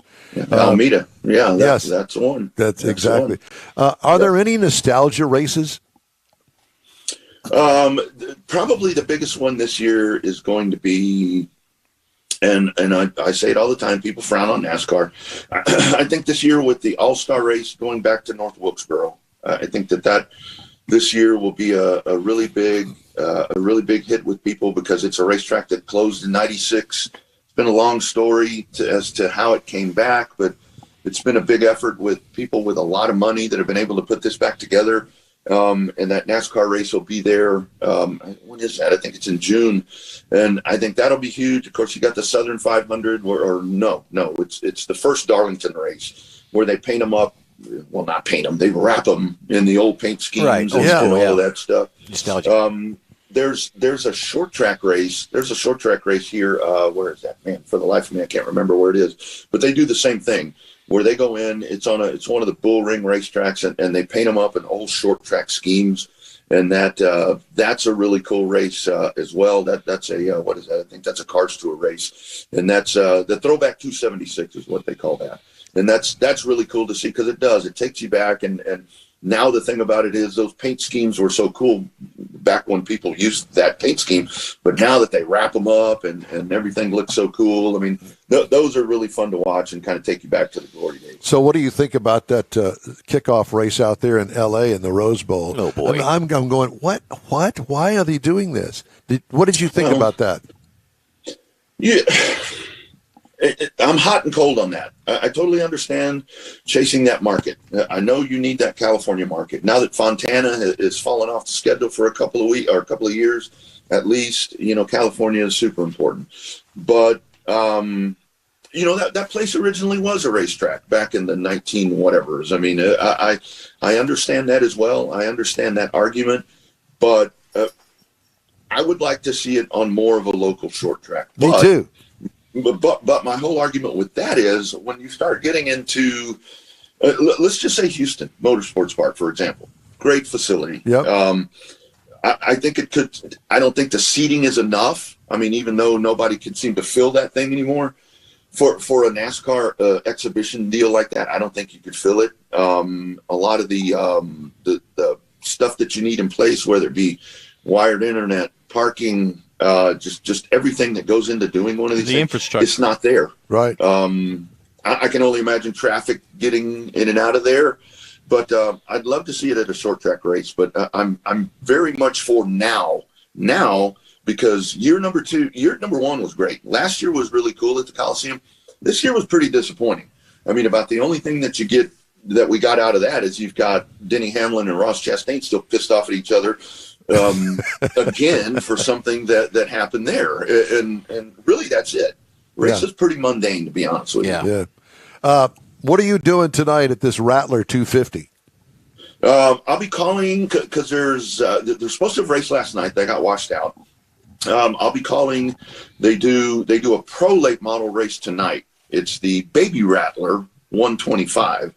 So I'll be calling that one, and then tomorrow the 47th annual Hardee's Rattler 250 for super late model. So it's two huge races and just a lot of, and this is going to be done like a big race would have been in Texas. It's going to be a lot of community, a lot of folks from around the country. You didn't call to invite me because I might have just moseyed on over there just to stand beside you or something. We could have got lost together last night. We could, yeah. And with me in the car, I guarantee you would have been. Rodney, it's great to talk to you, my friend. His car show is called The Dirty Air, and if you happen to be at a racetrack, you're going to hear Rodney around these parts. Rod, it's great to talk to you, my friend. You bet, guys. Take care. Have a great weekend. Rodney. You do the same. Thank you. I love talking racing. Yeah, he's a great guy. Yeah. Very knowledgeable on what he does. I'd like to remind everybody that if you'd like to get in touch with us, give us a shout on info@inwheeltime.com. That's our email address. Time now for the events calendar, and Conrad has that. Dun, dun, dun. So, well, the big event is coming up at Tailpipes and Tacos on the 15th with supporting God's Garage. Please come and join us. Please we'll come be and join there us. 8 to 11. Tacos are free. They ask for a donation, and Lupe Tortillas is going to match that donation for God's Garage. And they are going to focus on, if you've seen the poster that we continue to share, they're going to focus on Tri-5s. Now, typically when you say Tri-5s, everybody thinks Chevrolet, 55, 56, 57 Chevrolets. But, hey, if you get a Tri-5 Ford, Oldsmobile, or a Buick, bring it out as well. You know, the more the merrier. It'll be a fun show to watch and be a part of. And it's not limited to those cars. Oh, Anybody no. and everybody No. can bring anything you want. Yeah. I want to bring the rally. And then other stuff going on is Rock's Bar on Louetta Road in Spring is going to have their show on March 26th, and that's sponsored by Champions Hot Rod Car Club. March 25th is the Spindletop show at Church on the Rock. April 2nd is the Woodlands Coffee and Cars for a Cause. You know, we talked to Wilhelm about this earlier. The Texas Pony Party at the Commemorative Air Force Texas Wing is April 12th, and that starts at noon. And Mars is dancing the pony with his knee-high boots. You know, these boots are made for walking. I think they need to bring the singing donkey to that. Yeah. Monty, the singing donkey. And then April 14th, the Lone Star 40 convention. It's been a great ride, and that's going to be hosted by the Central Texas Classic Chevrolet Club, and that's at the Embassy Suites. Thank you very much, sir. Well, guess what time it is? It's time for a car review. It's Howdy Doody time, starring Yippee. Mike Mars, Mr. Doody. reviewing the Toyota Sequoia. And the duty cleaner. Yeah, the Duty. So I got to drive the 2023 Toyota Sequoia Capstone for a week. Now, this vehicle, the Sequoia, is their big full-size SUV. Anybody that's been around this thing since it came out in 2008, this thing is built like a tank. And it has always looked to me kind of like a tank. It was very durable. It would do whatever you wanted it to, but it looked more like a tank. However, it's all new for 2023. This is their third generation. They've kind of gone through the whole thing and completely. They waited so long to do it, they had to do something. Thank you. And it's now available in 5 trim levels, starting with an SR5. The Limited is their most popular because it's kind of mid-level. Then you get up to the Platinum and the TRD Pro and the Capstone, which is what we were driving. And it was white. We had the white one. And if you want to go beyond a white pearl color, what do? You go to Wind Chill Pearl White. I mean, this thing was white, and it looked really good. I love the way they styled it, and I love the color of it. You're going to find it's typical. It's got LED lighting all the way around with the automatic leveling headlights that are really nice, power running boards, got a power lift gate with a flip-up glass. It's kind of gone out of style, but I think it's really nice to be able to just set stuff up in there. Had the power sunroof, and it rolls on some nice 22-inch dark chrome wheels, and it just gives it an overall different look. It's gotten more stylish with like a lot of the other SUVs that are full-size. It needed an update. It did. It did. You get onto the inside of it. Of course, we're in the Capstone, so we've got the leather interior. We've got the heated and ventilated front and second row captain's chairs. We had the third row is a power folding seat, and it also slides for adjustments for the third row. Has wood trim all around through it. Now, the driver has a 12.3-inch digital meter gauge package, whatever you want to call it now. And it's got a 10-inch heads-up display that's just got all kinds of stuff in it. A 10-inch head-up display? Yes, you don't really need the other one because it's all right there on the windshield now. I mean, it was pretty impressive. It's not distracting? No. But even better, in the center stack, there is a 14-inch monitor. Now, this thing, if you look at the picture that's up there, if you can see it, it's surrounded by the air conditioning vents that look like handles. Like, you want to pick this thing up like a TV and take it out. Well, you got to cool it off. It is just, it was really impressive. And it's got some great graphics on it. The camera, when it shows up, the rear view camera, it's clear, very good. Surround camera, it's got the surround view, 360-degree. Toyota multimedia is all your air conditioning and everything's in there. And I really like the way that thing looks because when you get in the car, that's the first thing you see. It's just they did a good job, I think, styling it in there. Has the JBL 14-inch 14-speaker audio system with a sub and an amp. Had a Jimmy Buffett sound. Everybody sounds good in that one. I sounded good in that one. Oh, boy. So now to make all this thing go, now what they've done, they've put a 3.4 liters, this is standard, in the Sequoia engine across the line, 3.4 liter twin turbo V6 hybrid. Sure hope it gets better gas mileage than that old V8. And they call it a Force Max, and you'll see the emblem, 437 horsepower, 583 pound-feet of torque, backed by a 10-speed automatic. Now, this thing, equipped with a tow package like this one was, 9,520 pound towing, 1,730 pound on the low capacity. Now, the EPA says this vehicle, you should be looking for 19 in the city, 22 out on the highway. Really? Combined 20. Wow. I got, out of to almost 260 miles, I got 18-mile average. That's pretty good for your fat. I mean, it's the hybrid, obviously, and the V6, but, I mean, there's juice there. It sounds like it's got a V8 under the hood. It's like the old V8. It sounds really good, and that electric system that they've got built in there with it, it gives it enough low-end boost that it's surprising power with a nice engine rumble. Can't wait to get it. Yeah, you're going to like it. Toyota has proven their hybrid system. Yes, and it works really good, particularly. So now I did have a lot of highway miles on it. I'll grant you that. Got a really smooth ride on it. I love driving this out on the highway because the insulated glass, it kind of helps keep it quiet, keeps the road noise out.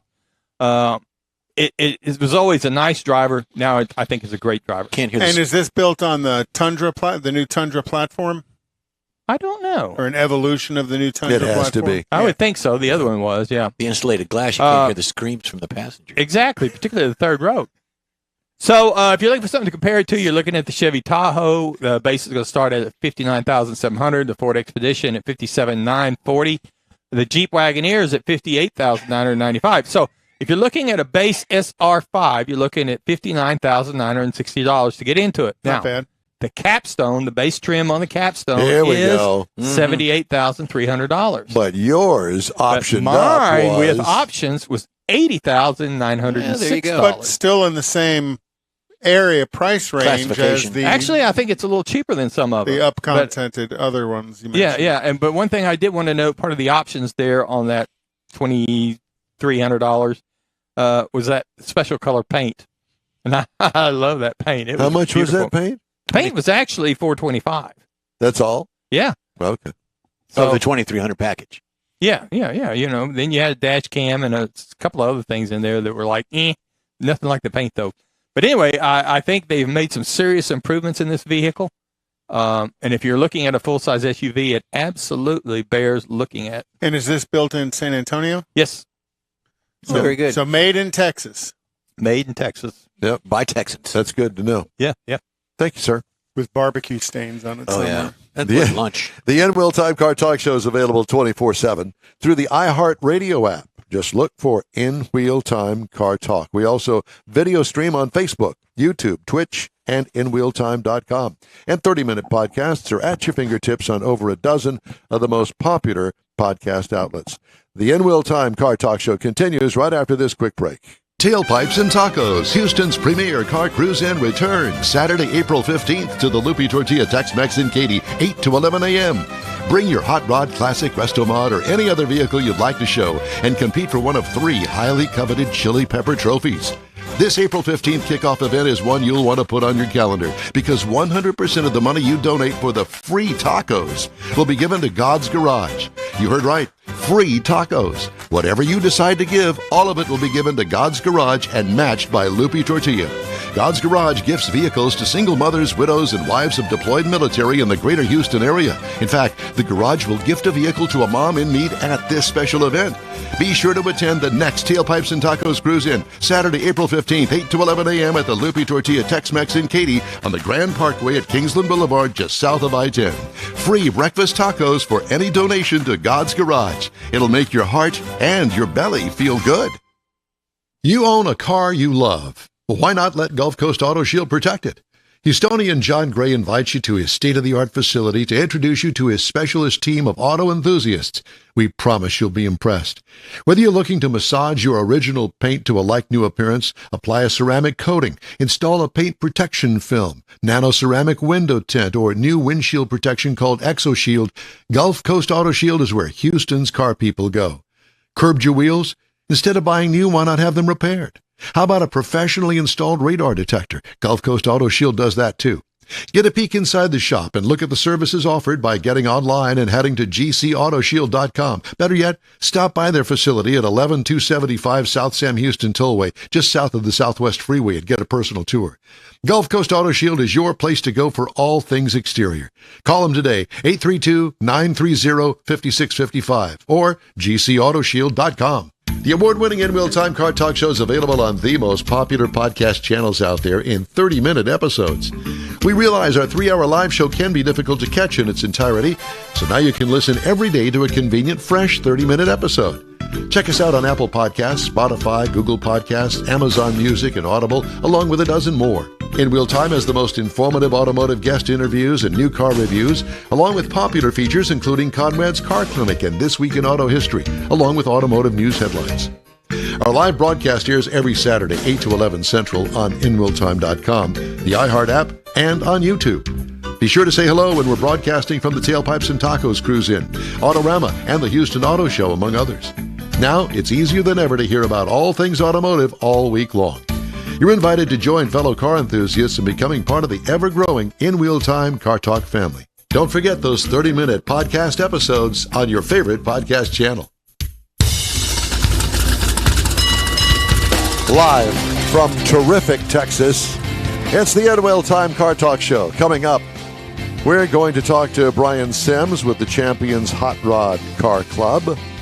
Later, a look at the stories making automotive news headlines. Howdy, along with Mike out of This World Mars, King Conrad DeLong. We need more Jeff Zekin.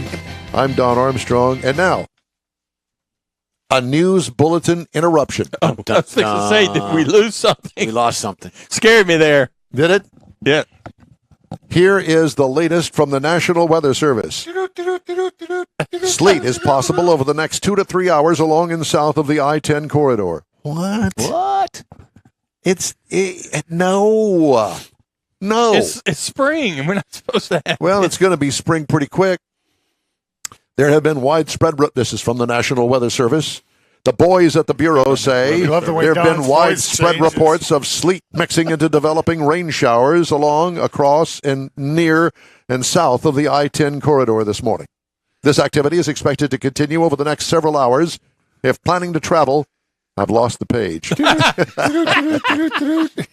If planning to travel, exercise caution on our area roadways. And that especially the bridges. And that ends this special report. You know, and yesterday was a holiday, you know. St. Patrick's Day. That's why I'm wearing green. Cover your Blarney Stones. Still, you wore that yesterday, didn't you? No. Been wearing it. Didn't wear these shorts yesterday. That's for dang sure. Well, way to go. You wore the shorts today. I was going to tell you. In honor of you, Don. Now, the one thing, and it also says Surfside Beach is one of the cities involved. Yeah. A whole list of cities, including Houston. I was going to tell First Colony, Pecan Grove, Edna, Ganado, Bay City, Pearland, Alvin, Angleton, la, la, la, la, la. That's all way south. It's all kind of west of Galveston, about Houston-Galveston line. Near Sugarland. Well, it says here, if you want to know, it's Northern Liberty, Colorado, Austin, Waller, Inland Harris, Who cares? Chambers, Wharton, Fort Bend. Well, for you, people sir, on the road coming in. Neaterville is not listed on here, but that would be. Neaterville's not listed in anything. That's true. What It's about not. Crystal It's Beach? an unlisted number. It does not say Crystal Beach. It does say Crystal meth. Crystal Meth. Jackson, Coastal, Matagorda, that's all Coastal west. Brazoria, Coastal Galveston, and Brazoria Islands. Well, Conrad's wearing shorts. I was going to tell him he had strings hanging from his pants, but I didn't realize those are his legs. I'm glad you finished that. Are you sure, Jeff? We're having just a little A little fun. Levity. tardive dyskinesia or something. I was just outside and I thought it was sleeting on your Corvette. Well, Corvette's covered. it's covered. Yeah. Then I'm supposed to drive it down to Apex Auto Works this morning when we get done with the show. Throw some snow Ruse tires on. says it's sleeting in Schulenburg. Oh, really? Is that where Ruse is? Yep. He's in Schulenburg? And I think he's out in Weimar or something like that. Okay. Well, thank you, Stephen. I appreciate the heads up out there. Well, and that's it for this news segment. They drink early out there. They do. And often. Yeah. Well, it's all the time, isn't it? I've been to Schulenburg. Try to dull the senses. Schulenburg is There's a nice. lot. There's a lot good of little beer restaurant out there. Yeah, there. there's a lot of stuff going on. And a barbecue place. Yeah. You know. Good food. Well, the name of this club just kind of rings a bell with me. Does it? Yeah, Champions Hot Rod Car Club. And here is the man that knows everything about it. His name is Brian Sims. Brian, good morning. I think we scared him. Wait a minute. Wait, I'm sorry. I pressed the wrong button. Never mind. Now, let's start that again. Brian, good morning. Good morning, gentlemen. Hey, there you go. Hey, thanks for joining us. I know that you joined us early on today, and there was some testing going on, and you said I'm out of here, and I went back to bed for a little while, and we're glad you did. Tell us about where are you located? We're up in the Champions region off of Louetta, between Champions Forest and Champions. So, in other words, it's not Champions as far as victory champions. It's champions. Oh, no, it's a double. No, it's a double meaning. Oh, it is. Okay. Double entendre. Just wanted to make sure. Champions cars and Champions location. Bingo. There you go. I'm thinking old hot rods is what I'm thinking. Absolutely. Do you have? 99%. Yes, sir. Do you have old hot rods? Yes, sir. What do you got? What do you have? I've got a 68 Chevelle that I've had since I was 16. Oh, wow. And it's all been, of course, modified, redone, hoo-hawed. But it's got the old school 396 all bored, punched out, turning about 490, 500 horsepower with the 383 rear end, and I took the shifter off the column and put it on the floor as a slapstick. And it's just a fun car to have. And like I said, if it could talk, I'd be in all kinds of trouble. Oh, boy. Well, you're not planning on taking it out in the sleet today, are you? Oh, absolutely not. Okay. I don't do sleep. Yeah. Well, it's not supposed to get up to the Champions area. Champions, if you don't know, is up northwest side of Harris County and our Houston area. So, that's great to know. How many members in your hot rod club? We're averaging between 10 and 15. I don't want to get too big. And I assume that you're like the president, the head potentate. Well, I've been called worse, but yeah, I guess so. But no, also my wife has a 79 Berlinetta, all original, except for the paint job. A Berlinetta Camaro? Yeah. Yes. Vinyl top? Do what? Vinyl top? Nope, it's got the T-tops. Oh, even better. Wow. Right? That is. And like I said, it's totally original. All the numbers match. Tranny rear end, motor. Very nice. You can't say tranny anymore. No. Or rear end. Well, transgression. Yeah, okay. That'll work. What color is it? It's a custom, like an orange and bronze, and then it has ghost flames in it, which are orange and bronze. It's hard to describe. You have to see it. It's a funky color. Love it. Yeah, it sounds good. Yeah. And we also have a 38 Chevy Master Deluxe 4-door. Now, is that a stock automobile too? Oh, no, not at all. It's all been completely, it's got a Nova front end. It's been redone from the chassis up. Tell me it's tubbed. Is it tubbed? No, sir. No. What kind of motors it got in it? It's got a 350. It's nothing hard, but it's a good little cruiser. I was just going to say that's the kind of stuff that you'd like to take on the Hot Rod Tour of Texas. Absolutely. Are you going on the Hot Rod Tour of Texas? I don't know what my schedule's going to look like for that time. I'm going to try, but who knows? But we do know on March 26th, you guys are sponsoring an event at the Rocks Bar off at 8905 Louetta Road from 8 a.m. to 1 p.m. for all makes and models, all years, with 100% of the proceeds going to the Tomball Lodge Scholarship Fund. Very nice. Yes, sir. Tell us more about that. Well, we try and do 3 to 4 car shows a year and funnel that money to whatever charity. Most time it goes to the lodge, but we have other events for other organizations. And that's what we are. We're 100% charitable organization. We don't take any funds for any of us. And let me also say that we got picked up this year by Gateway Classic Cars. So they're going to be our main sponsor for all events for the whole next year. I was going to say we got picked up by. I'm thinking, oh my gosh, he's been arrested. Yeah. Yeah, I was arrested. They sent me a check to bail me out. Yeah, I got you. I assume that this is a cruise-in car show. Yes, sir. Yeah. And so, I mean, these days you got to define the car show aspect of it because there's static car shows, there are multi-day car shows. This is a cruise-in. So, yeah. And where is that located? This cruise-in? What's the cross streets? It's up there on Louetta between Champions Forest and Champions Drive, and it's on the Rocks Bar and Grill. And we're going to have a food truck. I picked up a couple other sponsors, Cunningham Living. They gave me a huge box of all this outdoor cooking stuff and custom cutting boards, and they're going to be another sponsor. So cool. We've got tons of giveaways for raffles. Very nice. Yeah. So I take it that everybody and anybody's invited. 100% and any make and model because we have an open class. If you want to bring a boat, I don't care. Pay your $35. All right. Jeff's got to bring that. I'm going to bring my submarine. Now, there you go. Is there an entry fee? Yes, sir. It's $35. Yeah. And that gets you. Do I get a dash plaque?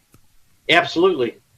Good. You get all that. And then you have a chance to win a 3.5 foot tall first place trophy. And then we also have second and third places. So the trophy's as tall as Jeff. Yeah.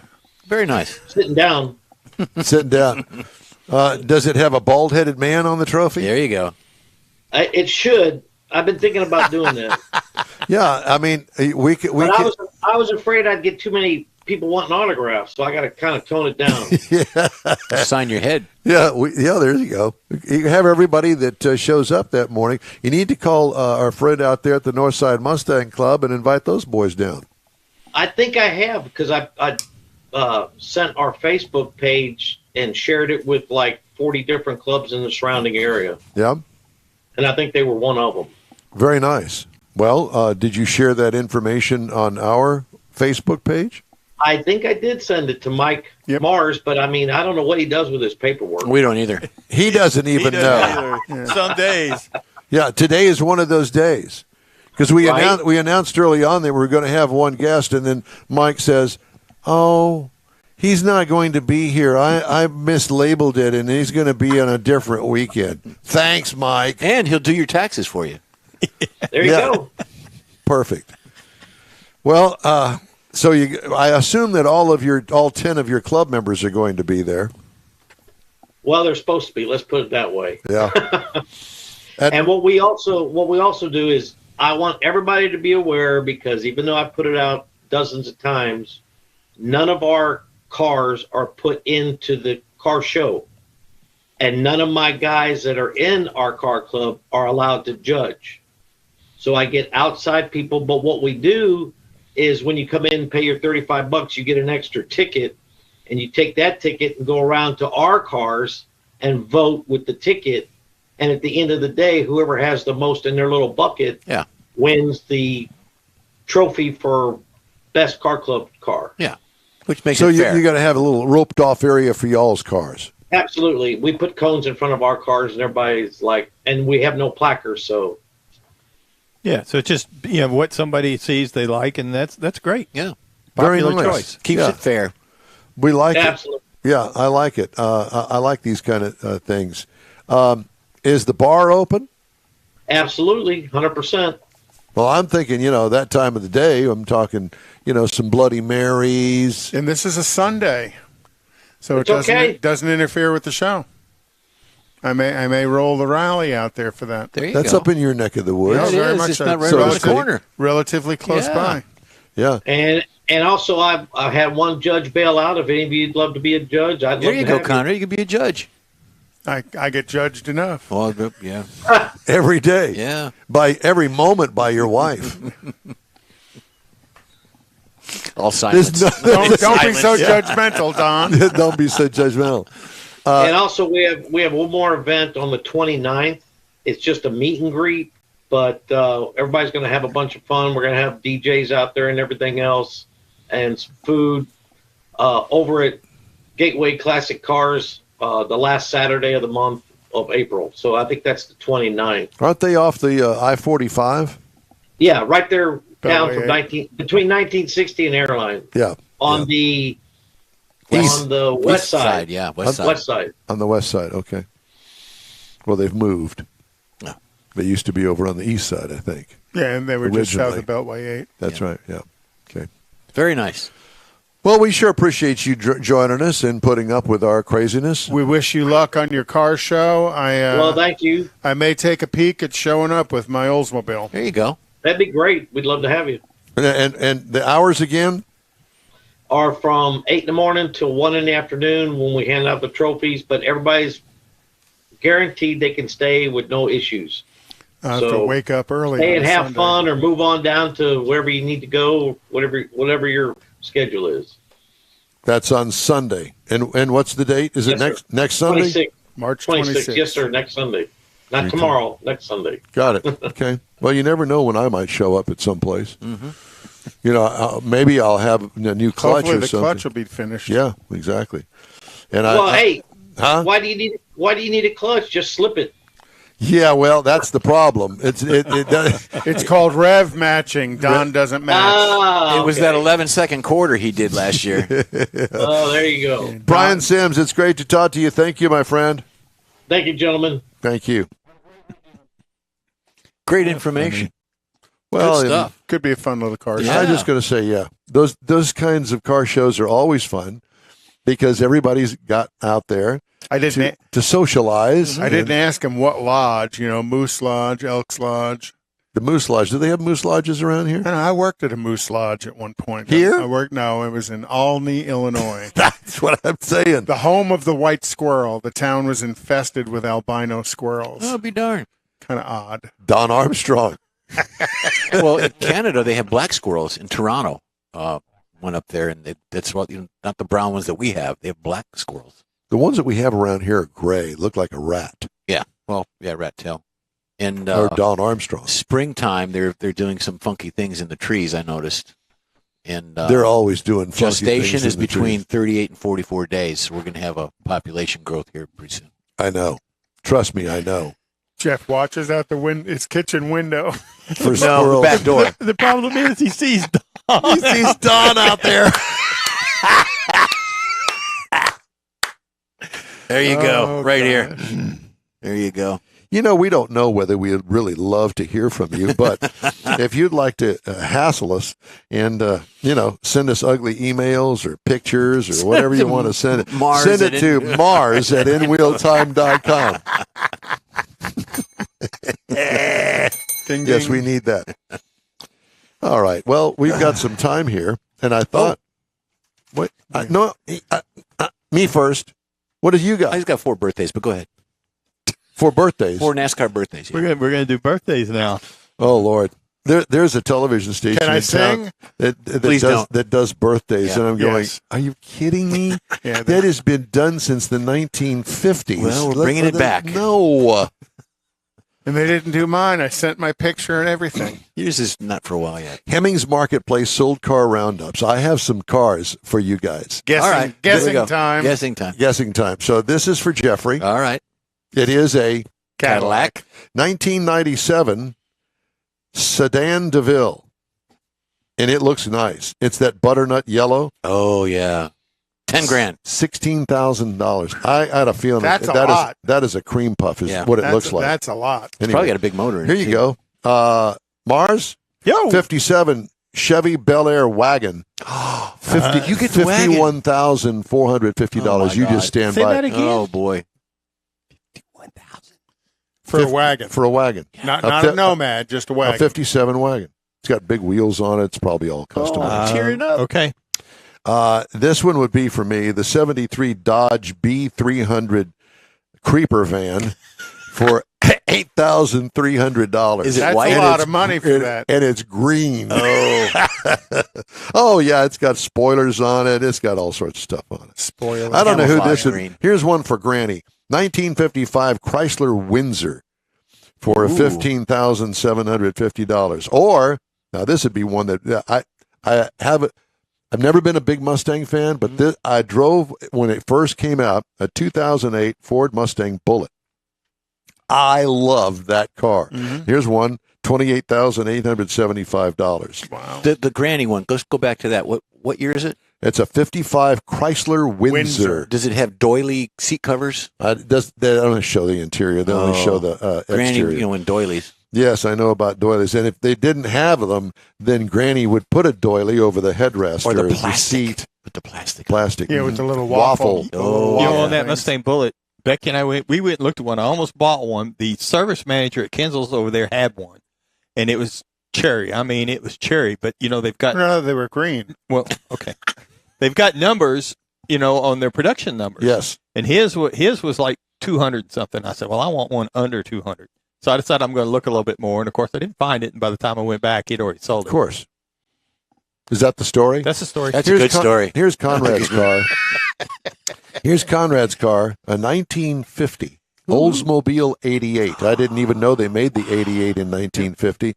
Sold for $36,750, and it looks cherry. There you go. And that was the dominant car of NASCAR back in the day because they had already released the Rocket V8, the overhead Rocket valve 88. So that was that and the Hudson Hornet. The Hudson, that's what it reminds me of. I don't even want to talk about the Hudson Hornet. Can you imagine having to replace all the chrome on that thing? No, oh my and it's all stainless, I think. They didn't do chrome back then. 51 Chevy step-side pickup truck with an actual sun visor over the, remember those, over the windshield? Yeah. This one looks cherry, $26,460. You know what a Whizzer is? Now be careful. A Whizzer is a add-on. No, it's a motorcycle, and it went. But it didn't add on to a bicycle, didn't it? No, like an engine that you added to a bicycle. That sounds familiar. It looks that way, but it's not. This is a 51 Whizzer Sportsman that went for $14,700. I just thought I'd throw that in there. Out in the sleep. 82 GMC Jimmy, all jacked up, looking good for $22,000. 66 Ford Bronco, a 66 Ford Bronco for $38,000. The money they're getting for those first-gen Broncos is insane. What was the first year of the Pontiac GTO? 64. Okay, so here's one for 1964 Pontiac GTO, sold price of $48,300, and it looks like it just rolled off the showroom floor. Wow. Mr. Mars, this is for you, sir. It's a 1963 Rambler American. It sold for $10,850. That's got your name written My all over brother it. had a thing for Ramblers. He must have owned 10 of them. Square boxes, everything. There you go. That's They're huge for you. inside. You could put a There was a Rambler, and I don't remember exactly the year. I'll have to research it. Back in the early 60s, that the front fenders fit as rear fenders as well. I remember that. It was an odd-looking duck. There you go, Mars. And here's for Jeff. Cadillac wagon. Nope. Oh, gosh, it is not. Great. Nope. That'd be wonderful. This is for Jeff. And you remember the vacation movie. Mm-hmm. What was the car? It was an Oldsmobile. No, but I mean, Truckster. Truckster, yeah. The family Truckster. Family Truckster. Well, here it is. Without the Truckster modifications to it, a 1975 Ford Country Squire station wagon. Oh, be still my with heart. the wood sides on it. It sold for $17,800. Jeff, this has got your name. You can't get it. You can't see that. You can't get that in the gorgeous. garage, but it is. It's gorgeous. It looks I like like a the one color, too. Look at a that. one owner. Mm-hmm. Yeah, That was the base of the family Truckster. Yes, it was. huge, headlights. humongous. Yeah, squared front end. Oh yeah, hidden headlights. Yeah. Mm-hmm. You missed the Buick Riata. No, I didn't miss that. You missed I missed it on purpose. He skipped it. He didn't miss it. Yeah, I missed that on purpose. Buick Riata. Ugh. Okay. Buick Riata. Actually, when it came out, it was okay, but not really. All right, time now for some of the stories making automotive news headlines. Honda, U.S. unit, I said on Tuesday, it would move production. This is a major story. It would move production of its Accord sedan to Indiana in 2025 after assembling the model in Marysville, Ohio for more than 40 years. as part of a shift to EV production. They building a plant, or they taking one over? I bet you Indiana offered them one hell of a tax deal to do that. Probably, but either that or Marysville is too close. It's kind of like that. It's kind of like that Belvedere plant that we were talking about last night up there in Illinois. Yep. On the road from Chicago to Milwaukee, the Belvedere plant, the huge Chrysler plant up there, been there forever. Forever. Well, that's shut down now. Mm-hmm. Yeah. And well, what is going to happen to it? Probably they're going to, mow it over. And no, I don't think so. No, because it's a relatively new plant. Well, I mean, relatively speaking, reintroduce the Belvedere. Well, depending on how much asbestos is built into that plant, is how they're going to refurbish it. That'll be a part of That's probably a good thought. Yeah. And speaking of Honda, Honda recalling 500,000 vehicles. A manufacturing issue with the front seat belts may prevent the buckle from latching. 17 to 20 Honda CR-V, 18 to 19 Accord, 18 to 19 Accord Hybrid, 18 to 20 Odyssey, 19 Insight, and the 19 to 20 Acura RDX. That's ugly. That is ugly. We haven't had a good thermal the event Acura RDX? Yeah. I kind of like the Acura ZDX. I always thought that was kind of a cool little car. Quick break now. We'll be right back. You're on the In Wheel Time Car Talk Show. Stay with us. Tailpipes and Tacos, Houston's premier car cruise-in returns Saturday, April 15th to the Lupi Tortilla Tex-Mex in Katy, 8 to 11 a.m. Bring your Hot Rod, Classic, Resto-Mod, or any other vehicle you'd like to show and compete for one of 3 highly coveted Chili Pepper trophies. This April 15th kickoff event is one you'll want to put on your calendar because 100% of the money you donate for the free tacos will be given to God's Garage. You heard right. Free tacos. Whatever you decide to give, all of it will be given to God's Garage and matched by Lupi Tortilla. God's Garage gifts vehicles to single mothers, widows, and wives of deployed military in the greater Houston area. In fact, the Garage will gift a vehicle to a mom in need at this special event. Be sure to attend the next Tailpipes and Tacos Cruise-In, Saturday, April 15th, 8 to 11 a.m. at the Lupi Tortilla Tex-Mex in Katy on the Grand Parkway at Kingsland Boulevard, just south of I-10. Free breakfast tacos for any donation to God's Garage. It'll make your heart and your belly feel good. You own a car you love. Well, why not let Gulf Coast Auto Shield protect it? Houstonian John Gray invites you to his state-of-the-art facility to introduce you to his specialist team of auto enthusiasts. We promise you'll be impressed. Whether you're looking to massage your original paint to a like-new appearance, apply a ceramic coating, install a paint protection film, nano-ceramic window tint, or new windshield protection called ExoShield, Gulf Coast Auto Shield is where Houston's car people go. Curbed your wheels? Instead of buying new, why not have them repaired? How about a professionally installed radar detector? Gulf Coast Auto Shield does that too. Get a peek inside the shop and look at the services offered by getting online and heading to gcautoshield.com. Better yet, stop by their facility at 11275 South Sam Houston Tollway, just south of the Southwest Freeway, and get a personal tour.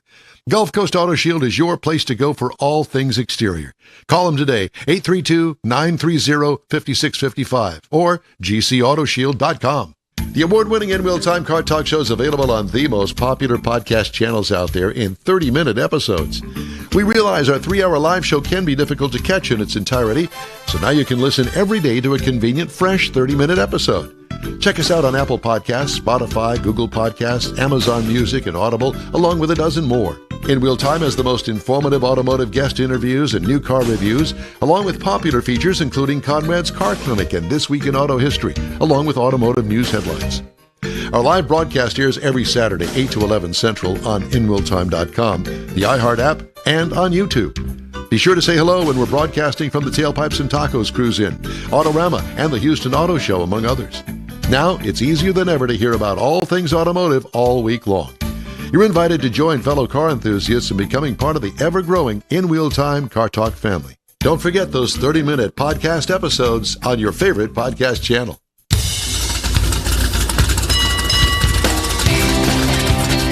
Live or dead from Studio A. It's the In Wheel Time Car Talk Show coming up. Saturday Garage Talk amongst ourselves. Uh-oh. We've got the great big wash tub out here filled with ice and some non-alcoholic beverages. Well, I ain't going. It's because we drank all the alcohol already. Yes, we started early. The $81,000 GMC Sierra you'll want to know about. I drove it. I'll give you my impression of it. We also have the cruise-in calendar. And later, Conrad has This Week in Auto History. We've also got stories making automotive news headlines this week. It's all just ahead on the In Wheel Time Car Talk Show. Thanks for joining us. Howdy, along with Mike Out of This World Mars, King Conrad DeLong. We need more Jeff Zekin. I'm Don Armstrong. And now it's the roundabout section. Uh-oh. As I roundabout, we don't have a guest. That's exactly right. So we get to talk amongst ourselves. And you know, the way things have been going this morning, I invite you to stay tuned because I'm not exactly sure where this is going to lead. But you're just going to go off the rails? It's already off the rails. It's been off the rails. We've got a rail story. Before we even went into the dang show. We did it, the tease. The tease is supposed to last about 90 seconds. Well, this morning, the tease lasted about 9 minutes. Yeah, it was quite something to see. Now you can't see and it. We had a guest on Zoom listening to it, and he went back to bed. That's why we don't have a guest right now. That's exactly what I ain't doing that. Mars, it's all your fault. Come on now. As it always It's is. always at the end of the Mars's table. fault. Everything We love runs Mike. downhill. That's right. Mike But he does works have his butt off. But on he this. does have his new shirt on. Yes, he does. No, this is my old shirt. Looks spiffy. Is it the old one? This is my old. When Is are we it really? Because hey, next? the new ones have the red on it. Oh, okay. Well, so are we all going to wear our In Wheel Time shirts next week? Can you remember Where to are we wear going them? next week? We're nowhere. We're going to be right here. Oh, Well, that would be easy enough. It would be. But or do we want to debut them somewhere? Well, we kind of did debut them already. Well, not officially. Well, no, it was a private party. It was a private Correct. soiree. It was a soiree. And it was a fun soiree. We do want couple of weeks to ago, give a yeah. shout out to John Hovis and the folks out at Hemi Hideout. Thanks for inviting us, allowing us to be a part of your 10-year anniversary. Yep. That was a lot of fun. I actually played with some guys Wednesday evening, went to a boy. rehearsal, and the bass player, You played with some guys. the bass player I was gonna actually say, I thought the court order said does you couldn't do that. he repairs neon. I'm okay. just ignoring you. Is what I'm And, doing. we He know repairs that. neon, and he actually works out at Hemi Hideout repairing neon. I thought it was, like goes around, comes around. It's Uh-huh. pretty. Well, that's probably a very specialized skill. Yeah. He's a good bass player and too. John does, does all that. Well, neon Bill out does there. all that work. Yeah. John goes and collects the millions of dollars worth of signs, And Bill's the one who restores them. restores them, but he doesn't do the neon. It's Jeff's got. Dan does it. Yeah. Well, he's got his own company that Does neon. Fence neon, the glass. I mean, put it's all gas in it. specialized, but Electric that's signs, yeah. specialized because of the gas. That is truly a work of art. I mean, that neon stuff.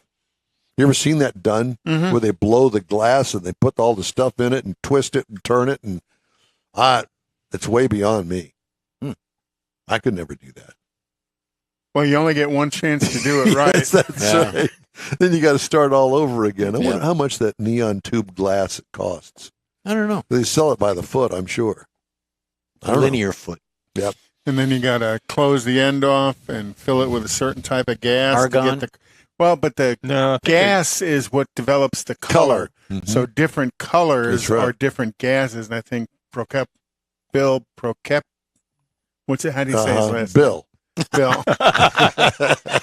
him. He was explaining that one year about how the different gases are what create the different colors. Yeah. And I guess even some of the gases are extremely difficult to find. And if today. you try to take a photograph inside the Hemi hideout, unless you've got some sort of specialty camera, it Good is very luck. difficult to do because of all the neon in there. Yeah, there's- everything pinks out Yeah, on pink you. Correct. hue. It all looks pink. It picks up all of the reds that come into the. Well, if you watch frame. the show that we did out there, you see exactly what it is. Yeah. Yeah. And I thought that was a reflection of a Don's shoes, Mm. the red pumps. Ah, That's right. Thank you for noticing. there you I go. picked those out just for that event. Mhm. We have an event coming up in 3 weeks. Yep. And that would be the Tailpipes and Tacos event that's coming up at Lupi Tortilla benefiting God's Garage. That's going to be fun. It is. be It's a a long cruise day, in, yeah. and we postponed it from last month because Stan had something to do, and it's so important to him that he wanted to be there. be there for that. So we said, well, we'll just do it in April. And this one is we've added a special invite to Tri-Fives, Yes. and I've tried to send that to as many Tri-Five clubs in and around Houston and Central Texas as I can. So hopefully we can get a real good turnout. So it's a cruise in, and it's at the Lupe Tortilla out in Katy, which is 99 just south of I-10. And Kingsland. On Kingsland Boulevard. And it's a great event, and lots of tacos, lots to eat, and there's breakfast, adult beverages as well. And it really, this is the one event I think that we're all really into and hoping the weather's going to cooperate. Everybody shows up. Oh, yeah. There's plenty of parking, and they get a good, diverse, Lupe Tortillas, that the tailpipes and tacos, they get a good, diverse selection of cars that show up, from the old rat rods that'll show up every now and then to the new Lamborghinis and Ferraris will be there as well. Do you know what else you notice when you go out there? The staff at Lupe Tortilla is very, very friendly. Oh, yeah. They're just wonderful people. They really are. And the food is awesome. Yeah. Those people that work for Stan are very special. They're loyal. Right. He's got one guy, Gregorio, and he works in the back. He's a cook, and he's Stan's, I think, last original employee from the early 80s when Stan opened Lupe 1. And he doesn't work very often. He works when he can. Is that the one at Highway 6, Lupe 1? Yeah. Lupe 1, yeah.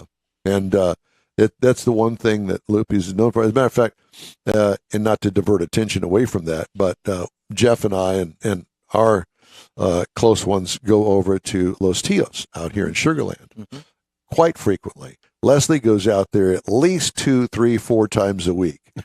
But the staff over there is very similar. Very loyal. It's like we know all of them. Yeah, they all know us because we're the regulars. But most of the people that go over there are regulars. Friday night it's packed. It's crazy. A lot of Mexican food places are, especially on Friday nights. Why I don't know, but it's just one of those things. And food's good. It's not crazy expensive, but the staff is wonderful over there. We like them. So they've got that going for them. But I regress. Jeff has some special, what is that thing that you, birthdays or what is it? Yeah, well, there's, you didn't want to do it. In March, there's 4 race car driver birthdays. On the 10th of March. Well, that's already passed us. Yeah, it was Matt Kenseth's birthday. He was born in 1972. Casey Mears was born in 78. His is on the 12th. Eric Amarola was born in 1984. His was on the 14th. And when was Richard Petty born? In a hospital. And then Danica Patrick, who we all know and love, 1982, her birthday was on the 25th. She's on NASCAR as a reporter, and I can't watch NASCAR anymore. Yeah, it's turned you are just being turned off from all automotive sports. Hey, you tick me off. I'm not watching. You won't watch F1 because you think they screwed Hamilton out of his championship a couple of years ago. That's not at all. You won't watch NASCAR because you don't like Danica. Because everything she talks about when she raced Indy cars. She raced NASCAR as well. She drove for Tony Stewart, but she was definitely a mid-pack driver. What other kind of racing don't you want to watch? No, just those 2. Okay. Just those 2. In fact, the WEC was on yesterday from Sebring. I watched a little bit of that. Cadillac was in 4th or 5th place when I watched it. I don't know how they ended up. And then IMSA is next weekend, I think. Right. I like Indy racing. Yeah. Indy racing's good. Yeah. I've gotten into some interesting car shows on the Motor Trend streaming app.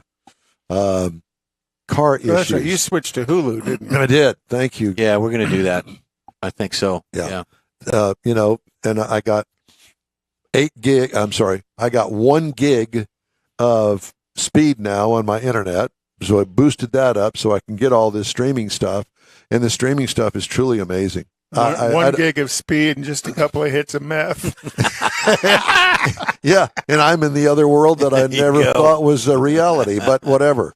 It was good. The Motor Trend channel's got more streaming stuff on there that I never knew existed. But so stuff that's not on the channel, but you can catch on streaming. He was watching it. He thought I was going deaf. It turned out he had the volume turned down. That's right, with the meth. Yeah. But great stuff. And I truly like it. And it cost me $40 for the little stick that goes in the back. Stick. And then I subscribe to the Roku channel, which has got a bajillion things on it. I still have my Netflix. So $80 for the 1 gig of internet speed, okay, then nothing except $5 for Roku and $13 for Netflix. And I'm thinking about getting rid of Netflix because I really don't watch it that often. Although I've brought up a couple of things that I've watched recently, but there's so much on the Roku thing for free. You're entertained forever. Yeah. The only thing that I haven't got is FS2, and they want money for that. I'm like, yeah. If it's not on Fox, well, that's why you switched to Roku, is trying to save money from that monster Xfinity. Oh yeah, yeah. And apparently, I'm not by myself. There are other people that are doing the same. Well, you've got me thinking about it. Yeah. Well, $265 a month for the equipment and the basic cable. Basic cable, $265 a month. No, not doing that. You kidding? But you still keep Xfinity's. I keep internet. the box, the internet, and I also have now. I went out and bought some digital antennas. So if anything ever happens to the internet, I can still watch yourself on Channel 13. Yeah, yeah. There you go. The streaming app, on Channel 13 for free. Yep. Well, don't get rid of Netflix. Why? Are you going to be on there or something? No, because as you become more domesticated, you're going to find that you'll have more opportunity to use that. Hallmark Channel and Home Shopping Club. That's four syllables from ours. Domesticated. I had to look it up twice so I could make sure I said it right. I did watch the very first episode of Iron Resurrection. The guys out of Austin. Martin Brothers. Yeah, Martin Brothers. It was very good. Very good show. Episode 1, season 1. And that's the fun thing about it is that none of that stuff was on Xfinity. Yeah. You'd watch Motor Trend live, and you had to wait for the show to come on, record it, or whatever you wanted to do. I don't want all that. Just give me the whatever. You'll binge watch now. Oh, big time. Just sit me in front of it. If I have the time seasons. to binge watch, I like binge watching. Yeah. I told you about the show that we watched the other night that kind of got hooked on Poker Face. Yeah, you told me about that. It's a pretty interesting, a lot of plot twists and things like that. Sounds like a Lady Gaga song. No. It's, well, that is a song, but this is something different. Yeah, it's a series. Anyway, it's good stuff. All right. What did you have something? I always have something. Well, you were going to talk about some kind of a train wreck. Yeah, I got a train thing. Let's do the train wreck. Let's do the train thing. Well, this actually is a news story that came out just earlier in the week, and what it is, Louisville, Kentucky State Police said the train derailed around 2:50 p.m. after trying to avoid a semi-truck that was on the tracks in Gideon Church Road crossing. Very dangerous crossing, evidently. As the train was stopping, it derailed in the process. The train didn't hit the truck because the engine stopped, but everything behind it kind of collected along behind it. It takes those guys a long time to stop all that weight. 21 train cars carrying vehicles derailed in an incident. The train cars were filled with Fords, Chevys, and Buicks. That's sad right there. And typically what happens... New cars. Uh-huh. Delivering. Typically what happens, because when I work for General Motors, I did a couple of these, and that is after the train wreck, those vehicles will never be retailed. Yeah. So typically, no, they don't scrap them. What they do is they donate them to school programs. Okay. So that those school programs have new vehicles to teach the kids on. But in this case, it said they're going to be nothing but scrap. They just going to, just going to destroy them. A semi-truck on the railroad tracks caused the engineer to hit the emergency brake. They avoided hitting the truck, but couldn't stop all the rail cars from derailing behind it. As a quote, "We're very fortunate that had no loss of life and no significant property damage, except for the train." And that was from the Kentucky State Police. Yeah. Maudine's shed behind the restaurant, I think, got a little bit of damage. And I'm going to quote her because you got a second train derailment in this spot in less than a year. That one happened in July, and the train crashed into a semi-truck. That's why we have a hard time believing it. I thought, oh my gosh, not again. Millie Baker, who owns the Glendale Antique Mall, which is right there at the crossing at the railroad, I always felt safe in my house, but when it happens a second time, it makes you wonder just a little bit. Want to set up a fruit stand there because so many people are going to be coming to the train wreck. Well, and to that Fruit point, stand. that's a very popular crossing, and there's a school nearby, and that intersection, affords people to go back and forth to the businesses and to the schools. I bet you could get some good apple cider in there. I bet you could too, or cider of some I was sort. going to say probably get some moonshine. So the train It is cars, Kentucky. these cars, train cars that haul the cars, they were actually invented or created by General Motors to transport vehicles. So that's a General Motors thing there. Yeah. So it's GM's fault they derailed. Yeah. Yep.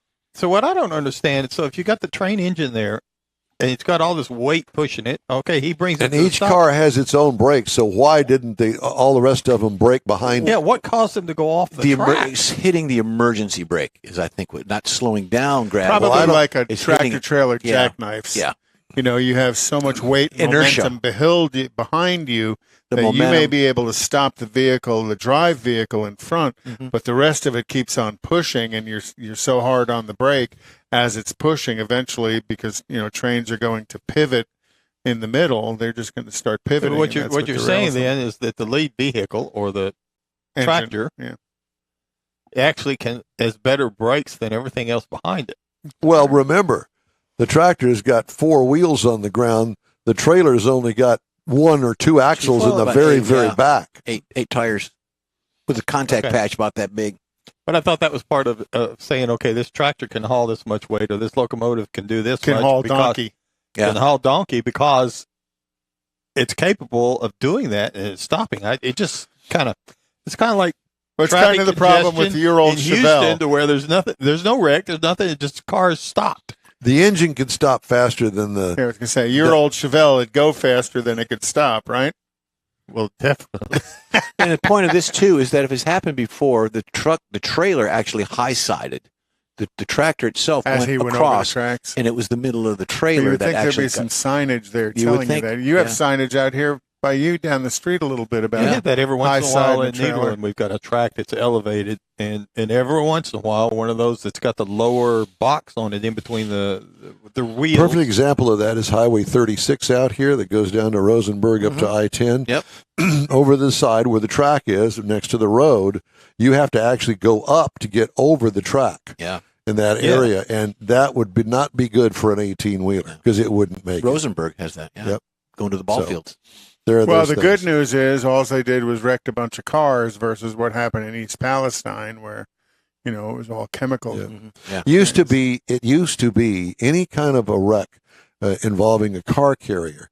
All of the cars on there, totaled. They're all insured. Yeah. Manufacturer insures them. The train company insures them. They all get sent off to the crusher because they don't want to take any risk of having something happen to that car inside the carrier. Or any of the parts from it, because correct. you're not allowed to. When I was with GM, you're not allowed to take the wheels and tires off. You're not allowed to take the engines out. That entire car, we donated them to local schools. And here's stuff. another thing. You got these cars on there, and you've been waiting 7 weeks to get your delivery of your brand new whatever. And you got to wait again. Well, I don't know this for a fact, but I have heard, as long as I have Never been stopped you doing, before. I know, as long as I've been doing car reviews, that the pre-production cars that get into the press fleet, they all get sent back and crushed. Yeah, if you look at the VIN on any car you drive, if the first X. digit's an X, that car will be either destroyed or museumed. Yeah, some of them go through an auction because I've talked to some people that actually can bought they? press Not cars with the out of X. the Yeah, auction. not with the X. But some of the press cars. They got to be Yeah. rebadged and retagged. Yeah. My guess is that the press cars that we get could be resold, but I know that we have seen and been with the pre-production cars that weren't even made at the factory Right. where they ultimately were made for the public, that those get sent back and crushed. Yeah, some of the pilot cars. I've Yeah. driven some pilot cars here in Houston back Yep. in the day. Yeah. They didn't say how many were on there, but there was 21 train cars. That's a lot. Yeah. Because And I if think every each one of one them- of those cars holds, well, it's a double-decker deal, Mhm. and I think that there are a 10 dozen 10 to cars, 12. Yeah, I think yeah. there's like Yeah. 9 or 10. Yeah. something like that. I see them. It's funny because a lot of times they'll do the transfer at the port of Houston and take them off of a ship. Or- Obviously, imports Or take at the them. Westfield Railhead. Mm-hmm. Well, they take them off the ship, they put them on a train car, and then from there they can go to that what do you call it, railhead up there on the north side of town. Mm-hmm. There's also one over by Hobby Airport that comes off the port down there at Freeport. So cars, transportation, there's some major money in that. Oh yeah. I got a suggestion for the people that are listening and watching to do a segment. I was thinking about this week. Send us or me or Mike or whomever a picture of your first car with a little story. Give us your name, what car it was, a great idea. What year it was, what make, how you got it. Was it a hand-me-down? Did you save up pennies, nickels, and dimes to buy it? Send that to us, and I'll compile that information together, and we'll do a segment on your vehicle. I love it. Folks out there. That sounds good. All right, well, let's move on, shall we? It's 18 minutes after the hour. Where did time go? It flies, my gosh. Doesn't it? Oh, well, I know why. Because my ego has said, oh, Don, it's time to do your car review. Oh, I better pop that up. Of your GMC? Got my GMC. Are you guys ready? Almost. Okay. I had a chance to drive the 2023 GMC Sierra pickup truck, 1500. It comes in so many different trim levels. It comes 8 trim levels, as a matter of fact. It comes with, you can get it in the Pro, the SLE, the Elevation, the SLT, the AT4, and the AT4X. I had the 1500 AT4X. Standard pickup truck. Now, this is the top of the line deal. 5 passengers or 5 occupants, including the driver. Completely updated last year. Exterior features, overall good-looking truck. Grill is in the eye of the beholder. Yeah. Seems a bit disjointed, but that's just me. I prefer it over the Chevy. You prefer it over the Chevy? I prefer the front end look of this over the Chevy. I prefer the Ram over it. But that's why they all look different, because you may like one that I don't like. Whatever. Wheels, split tailgate. They all hold changes depending on the trim level. There are different things that come with different trim levels. You want the split tailgate, you're going to have to go up there. You can get it as an option, but if you want it as a standard part of a package, then you go to the upper trim level. Rear bumper steps should be on all new trucks. Yes. That's a GM thing. I think it's great. What I liked about it, the overall stance was awesome. I think that as far as use improvement, the rock rail is too short to be used as a side step. It does. You can't get a whole foot on that thing. I noticed that on the one you had. Interior highlights. Big, wide infotainment screen is perfect. 13.4 inches. It's like watching TV with the old console television. Roku stick for it? That'll be next. Well-balanced dash, very GM, with sharp-looking instrument cluster. Contrast stitching and piping on those very comfortable leather seating surfaces. Limo-like room in the back with the folding seat cushion. It's a truck with a truck bed, so there's 3 lengths available in the trunk bed, again, depending on what trim level and size and type you get. Trucks, if you want to narrow down your focus on exactly what you want, the truck is the way to go, because you can do so many things with the truck, and that's why they're so popular today. What could use improvement? The wireless phone charger should be standard on all vehicles. In the thing in the center console? Yeah. That's it? That's the only thing? That's what should, Well, I had mine had that. Oh. But it's so convenient instead of plugging in your phone. They're different styles. You can lay them down in some sections. There are other ones that you actually slide down in the center console. It's really cool. I like that the best because it takes up less room. Right. It takes up a little bit of room in the center console, but you can't see it. All you see is the top edge of the phone in there. 6.2-liter V8, 420 horsepower, 460 pound-feet of torque. Mine was a 4-wheel drive. Transmission, 10-speed automatic, tow rating 8,900 pounds. Haul rating 1,440 pounds. Now, you can get a 4-cylinder engine in it now. What?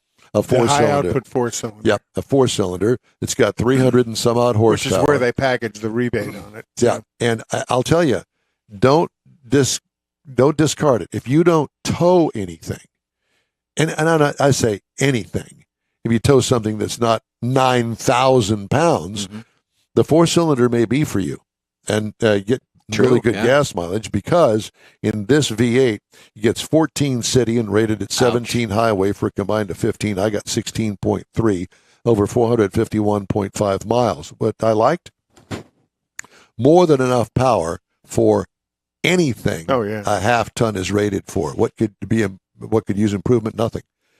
Engine choices range from, as I mentioned, the 310 horsepower 4-cylinder to a turbo diesel and everything in between, depending on the trim level. What I liked about it, smoother ride than you think about the ride level, ride quality. It's truly amazing what they've done with a non-air suspension truck. What could use improvement? Add a kitchen sink. Yeah. No, wait, it has that too, I think. Oh, boy. Base trim level. Pricing is $77,500 for the trim. Price is tested $81,000. The base model price is $42,000. How does it compare to other manufacturers? The Ford F-150 goes for $41,530.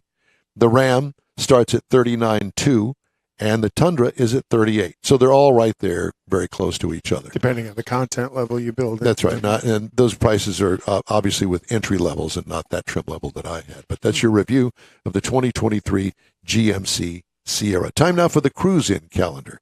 And I think that Conrad has the cruisers. The cruising. Don't you? Yeah, tonight is track casual at Speed Sports in New Caney. Starts at 4 p.m., goes to 10 p.m. Wheels and Wine at the Bordeaux Vino Wine Bar off of Research Forest Drive in the Woodlands, and that starts at 6 p.m. tonight.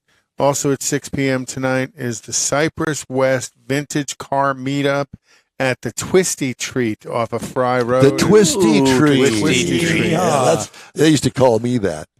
Gosh. Well, you remember Carvel? Carvel, yeah. Kind of the same idea. But you wore a tank top. And then Corvettes and Caffeine and Rods at the Black Rifle Coffee at 7086 North Highway 6 in Houston. Classics on the Lake in Montgomery, Texas, and that's off of Melville Drive. Classic-only cars and trucks. Entry fee for that's $25. The Azalea Car Show off of Sandy Creek Park in Jasper, Texas. Kind of again out there near Mars. You know where Jasper is. Yippee-i-o. Don't you, Mars? Absolutely. About an hour north of Silsbee. That's where they kick it. Right at 80 miles north of me. Kicking it out, Jasper. And what did you do up there in Jasper? Sorry. Stopped and got gas on the way to the lake. Okay. Sam I knew Rayburn. it was something. That's where Filled his Sam cooler Rayburn up. is Yes, near Jasper. Sam Rayburn. And then the Still Rollin' Car Show off of Greens Road. The Texas Showdown Car Show at the Market Distillery in Katy is tonight. Do you need to hold that a little bit closer to your glasses so you can actually see what you've written? Probably. Huh? And then Brookshire Brothers Cruise In Montgomery Clean his is glasses. tonight at 5 p.m. The Wharton Cruise Night at Domino's Pizzas at 6 p.m. Rally at the Ranch, the HD Grand Opening Car Show in College Station is tomorrow night at 11 a.m. And then Car Culture at Cinco Ranch in Katy. Thank you, sir. The N-Wheel Time Car Talk Show is available 24/7 through the iHeartRadio app. Just look for N-Wheel Time Car Talk. We also video stream on Facebook, YouTube, and InWheelTime.com, and podcasts. Oh, yes, we have them. They're available at your fingertips on over a dozen of the most popular podcast outlets. The N-Wheel Time Car Talk Show continues right after this quick break. Tailpipes and Tacos, Houston's premier car cruise-in returns Saturday, April 15th to the Lupi Tortilla Tex-Mex in Katy, 8 to 11 a.m. Bring your Hot Rod Classic, Resto Mod, or any other vehicle you'd like to show and compete for one of 3 highly coveted Chili Pepper trophies. This April 15th kickoff event is one you'll want to put on your calendar because 100% of the money you donate for the free tacos will be given to God's Garage. You heard right. Free tacos. Whatever you decide to give, all of it will be given to God's Garage and matched by Lupi Tortilla. God's Garage gifts vehicles to single mothers, widows, and wives of deployed military in the greater Houston area. In fact, the Garage will gift a vehicle to a mom in need at this special event. Be sure to attend the next Tailpipes and Tacos Cruise In, Saturday, April 15th, 8 to 11 a.m. at the Lupi Tortilla Tex-Mex in Katy on the Grand Parkway at Kingsland Boulevard, just south of I-10. Free breakfast tacos for any donation to God's Garage. It'll make your heart and your belly feel good. You own a car you love. Well, why not let Gulf Coast Auto Shield protect it? Houstonian John Gray invites you to his state-of-the-art facility to introduce you to his specialist team of auto enthusiasts. We promise you'll be impressed. Whether you're looking to massage your original paint to a like-new appearance, apply a ceramic coating, install a paint protection film, nano-ceramic window tint, or new windshield protection called ExoShield, Gulf Coast Auto Shield is where Houston's car people go. Curbed your wheels? Instead of buying new, why not have them repaired? How about a professionally installed radar detector? Gulf Coast Auto Shield does that too. Get a peek inside the shop and look at the services offered by getting online and heading to gcautoshield.com. Better yet, stop by their facility at 11275 South Sam Houston Tollway, just south of the Southwest Freeway, and get a personal tour. Gulf Coast Auto Shield is your place to go for all things exterior. Call them today, 832-930-5655 or gcautoshield.com. The award-winning In Wheel Time Car Talk Show is available on the most popular podcast channels out there in 30-minute episodes. We realize our 3-hour live show can be difficult to catch in its entirety, so now you can listen every day to a convenient, fresh 30-minute episode. Check us out on Apple Podcasts, Spotify, Google Podcasts, Amazon Music, and Audible, along with a dozen more. In Wheel Time has the most informative automotive guest interviews and new car reviews, along with popular features including Conrad's Car Clinic and This Week in Auto History, along with automotive news headlines. Our live broadcast airs every Saturday, 8 to 11 Central on InWheelTime.com, the iHeart app, and on YouTube. Be sure to say hello when we're broadcasting from the Tailpipes and Tacos Cruise In, Autorama, and the Houston Auto Show, among others. Now, it's easier than ever to hear about all things automotive all week long. You're invited to join fellow car enthusiasts in becoming part of the ever-growing In Wheel Time Car Talk family. Don't forget those 30-minute podcast episodes on your favorite podcast channel. It's the In Wheel Time Car Talk Show. Coming up, we're going to try to find out how California cars differ from the ones we drive here in Texas. From Mr. L.A. No, not Jack LaLanne. It's Jack Nerad, ladies and gentlemen. Conrad has This Week in Auto History. We'll get you caught up on the stories making car news this week as well. Howdy, along with Mike out of This World Mars, King Conrad DeLong. We always need more Jeff Seekin. I'm Don Armstrong. Thank you so much for joining us on this sleet-infested. Sleet-infested. Who would have thought this? But I know somebody that knows sleet in Houston. March 18th. I always tell people, we had winter in Houston in 2017 on a Tuesday. Yeah, exactly. Well, somebody that knows all about sleet and snow. Yeah, you guys had some funky weather not too long ago. Drive on the other side of the road out there, don't from they? Los Angeles, California, or one of the suburbs thereof. Ladies and gentlemen, here he is, our favorite noted author, host, and envy of every car person on the globe who has his own car show and writes novels, too. Our West Coast connection, ladies and gentlemen, here he is, Jack Nerad. Yay. Oh, it's so nice to talk to you guys. What a pleasure. What a pleasure. Thanks for having me. Well, thank you for joining us today. Is that snow outside your window this morning? Yeah, it is. Absolutely. Yeah, we got about 3 feet of snow here in the backyard. Well, not exactly, but we did have snow, at fairly low elevation. We actually have mountains and stuff here, and changes of elevation. Look at you. And we had that about two or 3 weeks ago. We have highway on-ramps here. Yeah, highway on-ramps. Yeah. Jack, how have you been? I've been good. I've been super busy. March has been an extremely busy month for new vehicle launches and just stuff. What new vehicle launches have you been on? We like to live our life through you because you're much more excited. Well, most recently, I was in Asheville, North Carolina earlier this week, driving the Dodge Hornet. And if I tell you about the driving of the Dodge Hornet, they're going to come and beat me up. So I can't talk about that specifically, but I can talk about the vehicle itself without talking about the driving experience. And it's a compact sport utility vehicle from Dodge. It's the first new Dodge vehicle in 10 years. So they're really excited about it. Of course, the compact sport utility segment is the largest segment in the country. So they're excited about having an entry. Compare the size to something that we know. Honda CR-V. Okay. Toyota RAV4, that kind of size. Gotcha. I've been seeing some commercials on TV just generically talking about the Hornet coming. Yeah, and so I assume that it's a 2-row, 5-passenger. Correct. Okay, Yeah. I got you. All right. Yeah. Well, when and is, with a lot of power, actually. I mean, its base powertrain is well over 200 horsepower, and then there is a hybrid powertrain, which is the performance powertrain. That's even more. I think it's 288 horsepower. Oh, so, wow! That's a lot of horsepower in a small vehicle like that. Yeah, so Jack, how did like it drive? I said, I can't tell you about the driving, but you can go from A to B here. So when is it going to be released? Your driving impressions?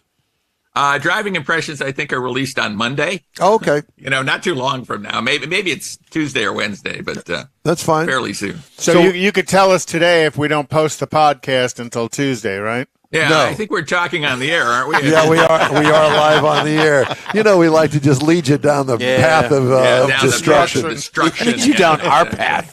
Yeah, we don't want to be on our path this morning. At least it's got sleet in it anyway. Something's different about you. Did you get new glasses, Jack? I have various glasses, and sometimes I don't wear glasses. And Gotcha. This and that. So Well, you're looking sharp. I'm getting older. I mean, that's pretty clear. Well, yeah. Well, Aren't we all? Yeah. So, okay, so we did the North Carolina trip. What else? I drove the Lexus RZ, which is their first all-electric car, And? Earlier in the month, and pretty fascinating. About the same size. I mean, everybody's launching vehicles in that size class because it's such a big market, right? And so it's an interesting vehicle. I don't know that it's going to have a leadership position in the segment, and Toyota's been kind of reticent about electric vehicles, but now they're kind of jumping in, at least with one foot, if not with both. They still are strongly in favor of hybrid vehicles. Yep. Right. And I think for a lot of people, a hybrid makes a lot of sense, or even a plug-in hybrid makes more sense than a pure electric. I agree. Because of the flexibility of it. But we'll see. Regulations don't suggest that that's the way to go. However. Kind of the different thing about the Lexus, I saw some pictures of the front end of it, and Don's not a fan of that spindle front grille. They've switched it around. Now the spindle is body colored, but it still has that same familiar look to a Lexus. So. I'll reserve my thoughts till later. Jack, what will be the Toyota equivalent of the RZ? Do you know? Yeah, and it's already been introduced, and it's one of those things with I think the BZ something. It's an alphanumeric or all alpha. Oh, so okay, so it's not going to be a vehicle that we currently know. Well, it is. Yeah, it's actually out in the marketplace. It's not very visible out in the marketplace, but it's been out there. You're talking about it's one of those things where they launched it, and then I don't think supply has kept up. I don't think I've seen one in the wild. I've seen one on the event, and I drove one on the event. I don't know that they're even in press fleets now. So we shall see. But yeah, based on the same platform, and again, it's a compact utility vehicle platform. Okay, so now you've been so we've been to North Carolina, and where was this one? That one was in Encinitas, California. So right up the street. About, 90 miles or so from my house. Did you drive to it? I did. 90 miles. And what did you drive I there? love those where you can drive to them and then drive away from them. What did you drive there? I think I was driving a Mazda CX-30, if I remember correctly. Okay. I have a different vehicle every week, so I can't quite remember. Oh, life is rough. Well, I know I'm just wondering if you had to stop and charge it on the way to an EV. No, he didn't. No, I didn't. Right. Yeah. And it's interesting when you're on an EV event, the drive route becomes much shorter.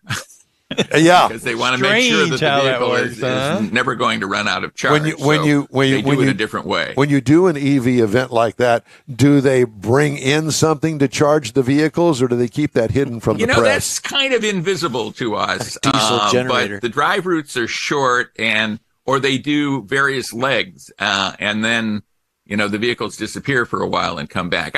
I think those vehicles have something like 230 miles of range. Yep. In that order. Yep. So that's probably enough for a drive event, but of course they don't want you to get, toward 10, 20%. Jack, what's the difference between Texas cars and California cars? I think in Texas, and I spent a lot of time in Texas, as you guys know, Yep. More toward Dallas-Fort Worth than Houston, but there are many more domestically produced cars in Texas than there are in California. I mean, California is really an import market and has been for probably 30 or 40 years. Yeah, very much so. There are very few, except for pickup trucks, there are very few domestic vehicles here at all. Maybe some full-size SUVs, and even that less so than before. And I'm kind of surprised. Although the Ford Bronco is really resonating here, and I think all across the country. So that's one domestic that has some visibility. I'm kind of surprised when I go to Texas when I see a lot of Teslas now, Yes, which I didn't yes. expect to see in an oil state, right? But otherwise, I think those are the major differences. What about Lack of domestics what here. about gasoline engines out there? We hear this is rated for California or California only. So they're still doing that? There are California emissions regulations that are somewhat different, and there are fuels out here that are a little bit different, especially in the winter. It's a part of the problem that causes the incredible fuel prices that we have here. I think fuel prices are well over $5 a gallon here right now. Wow. And when I flew back from Asheville, it's kind of a stark contrast between the $3 a gallon gas in North Carolina Yep. and the $5.50 gallon of gas here in Southern California. Yeah, well, Newsom needs all that money to fix your roads, right? Yeah. Well, in theory, I mean, they are figuring out ways now to tax people who drive electric vehicles because, of course, they don't contribute to the gasoline tax, which in theory contributes to fixing roads. So if it can be taxed, it will be taxed in California. Yeah. Multiple times. And when you go to Yeah. these states that have the cheaper gas, do you bring back a gallon for someone as a souvenir? Yeah, I put a little bit in my personal kit. And, It just burns when he shaves. yeah. So, Jack, what is the subject that you are doing right now on your all of your podcasts, the things that you write about? What's top of the list for you these days? Well, I mean, we talk a lot about electrics and, this confusion surrounding tax credits and what's gone on with that. Sure. And, how the legislation is passed is not being implemented in the way that the legislators thought it would be passed. I mean, that's a big topic. We've talked about e-fuels recently, and I think that's a fascinating topic. I think e-fuels, something where it's essentially carbon neutral fuel, liquid fuels. Porsche is pushing that idea. Strikes me as what a great solution versus electric cars. One of the things that we're reporting on this week too is the Insurance Institute of Highway Safety talking about the weight of electric vehicles and how that is a danger. They're suggesting that we lower speed limits across the country because of electric cars. Oh yeah, that's going to happen. What an unintended consequence that is. And something that I don't think any of us wants to contemplate. Certainly nobody who's talking right now to one another. I sure don't want lower speed limits, and I'm sure you guys don't either. Jack, where can we read your articles? I write for a lot of different publications. JDPower.com is a place where there's a lot of Jack Nerad stuff. TrueCar.com, I write a lot of reviews for them. DrivingToday.com certainly is another place. So AutoBytel. I'm writing for a lot of different publications these days, in addition to doing the radio show American on the Road. Do you have a clearinghouse that you go through to get all of those the publications, or do you do that individually? Yeah, I do it individually. Basically, they're kind of like clients of mine, I guess you could say, Yeah. or just outlets that I have, and I have great relationships with all of those folks, and I'm proud of the stuff that I do for them, and proud of stuff that goes out over my byline. So I've been doing this a long time. So if we go to L.A., can we find the Jack Nerad building anywhere? Yeah. You might be able to find it. It's kind of hidden. So it's in Long Beach, right? Yeah, something like that. I can't identify the exact town in which it is. I got you. All right. Well, so I didn't know whether you wrote out of your house or you have an office. Both. Both. Yeah. I mean, I ride out of my home office typically, and you're seeing one of the home offices right behind you. Yes. It looks very nice. Mm-hmm. I like the pillows stacked in the corner. Oh, yeah. Yes, exactly. Yeah. Whenever I want to take a nap, I just throw pillows on the floor. We call that feng shui. Fly right down. Yeah. What is your most favorite car that you have driven in the past, let's just say, 60 days? The last 60 days. That's an interesting question. I really did. I can't talk about driving the Dodge Hornet, but I did like it. I would say, too, I drove the Infiniti QX60 in a winter driving situation up in Big Sky, Montana. Right. That was a blast. And, that vehicle is terrific in bad weather like that or in snow and ice. Really sophisticated all-wheel drive system. So I was really impressed with that vehicle, the Infiniti QX60. If you had a 25-year-old daughter that's out on her own, living in Denver, that goes snowboarding every weekend, what vehicle, relatively priced vehicle, do you want to buy for her? would you recommend that we look at? Probably a RAV4. I actually have a 25-year-old daughter who lives in Fort Worth. And she drives a RAV4, a Toyota RAV4. So I think, an all-wheel drive version of that would be, I think, a terrific solution there. There's others certainly, but and I do like the new Honda CR-V. I think that's very, very cool. Or the Hornet. Well, stop. I mean, the Hornet, they're all-wheel drive.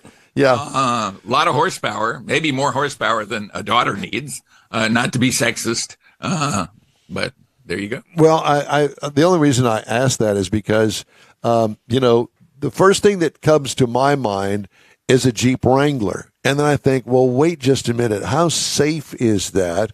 I mean, high center of gravity, rollovers, that sort of stuff, that bothers me. And I think that she's always said, Dad, I really want a Mustang.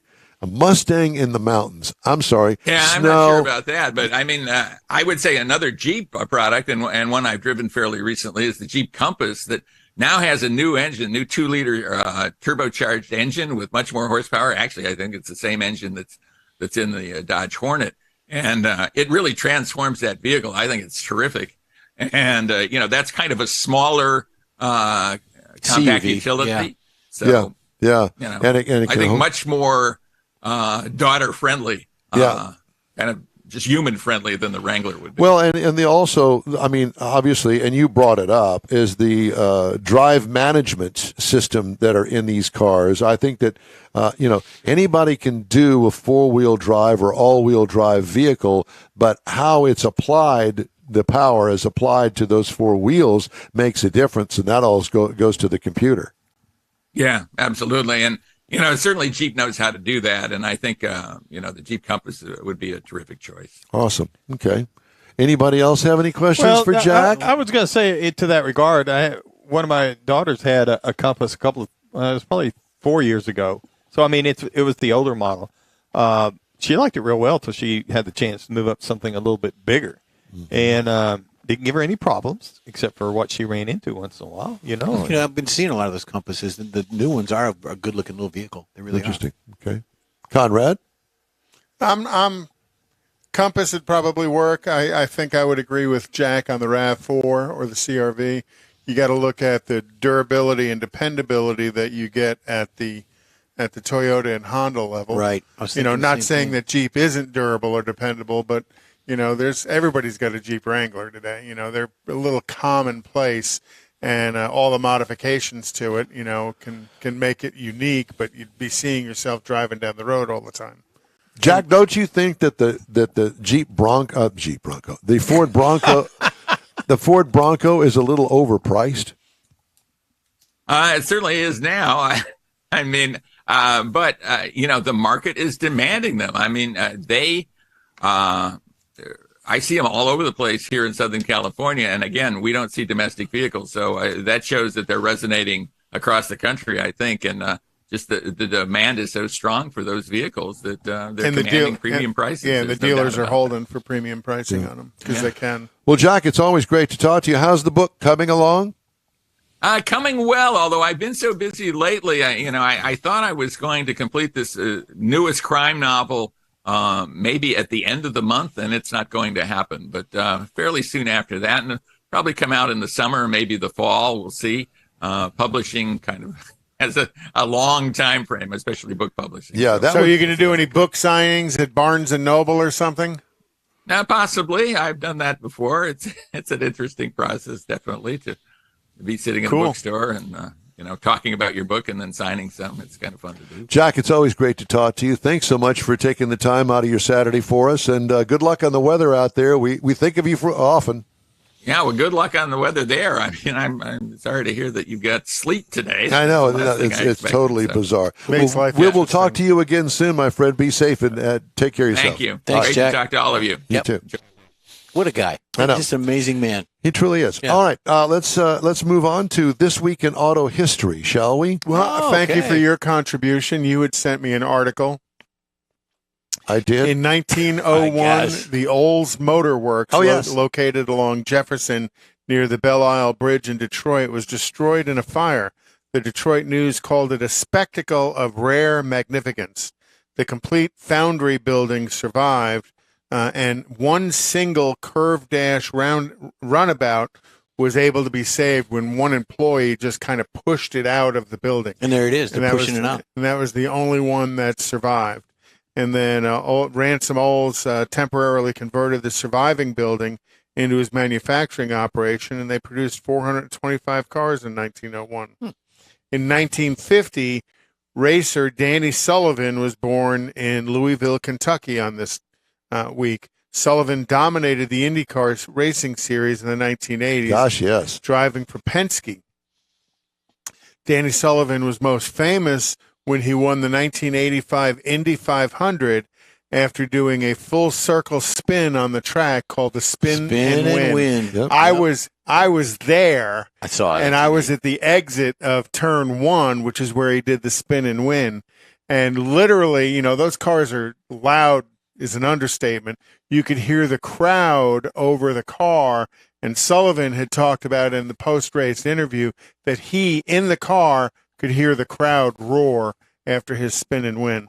In 1952, Mercedes introduced the 300 SL to the press with a sleek, rounded body, the gull-wing doors, and the detachable steering wheel on the 300 SL created quite a buzz. And as a race car, it enjoyed great success, capturing victories at Le Mans, the German Grand Prix, and the Carrera Pan America in Mexico. However, despite its success, the car will forever be remembered in its role for racing's greatest tragedy, as the car crashed down the front straight at Le Mans and went up into the crowd and killed 80 spectators. And that was kind of the demise of manufacturers supporting racing programs, because it wasn't shortly out of that. Mercedes pulled out. Shortly after that, GM, Chrysler, and everybody else kind of pulled out of motorsports. And then in 1964, this week, the first Ford Mustang rolled off the assembly line. And I know, Don and Mars, you have seen this car. This is the car that's at... yes, it's in the Henry Ford. The Henry Ford Museum. Yeah. And it is serial number 0001, which is pretty interesting that they kept that car. How cool it was. They had enough foresight to realize the importance of that car. So the next picture will show it's a white one with, I believe, a red rag top. In 1969, Walt Disney released The Love Bug, directed by Robert Stevenson. The film starred Herbie, a lovable Volkswagen Bug with a personality. I was never really a fan of this or the remake with Lindsay Lohan. But but what year was the original Love Bug? 1969. Yeah. Movies weren't all that back then. And then in 2009, Toyota announced that they had sold over 1 million gas-electric hybrid vehicles in the U.S. under its 6 Toyota and Lexus brand names. The sales were led by the Prius as the world's first mass-marketed hybrid car, and their Synergy Drive has proven itself across many platforms. again, might be something for you to look at as a RAV4 hybrid. There's that. That's this week in automotive history. Thank you, sir. A couple of stories that I wanted to bring to you before the end of the show. General Motors is going to stop building a $1,500 OnStar subscription into the price of all Buick and GMC models. Instead, making the safety and connectivity service standard only on high-end trims, but optional on most other models. Rising prices, interest rates, coupled with scarce inventory and supply constraints have affected some consumers' ability to purchase a new vehicle. Making OnStar features optional again on lower trims can help alleviate some of the pricing pressure. New vehicle 84-month financing. Yeah.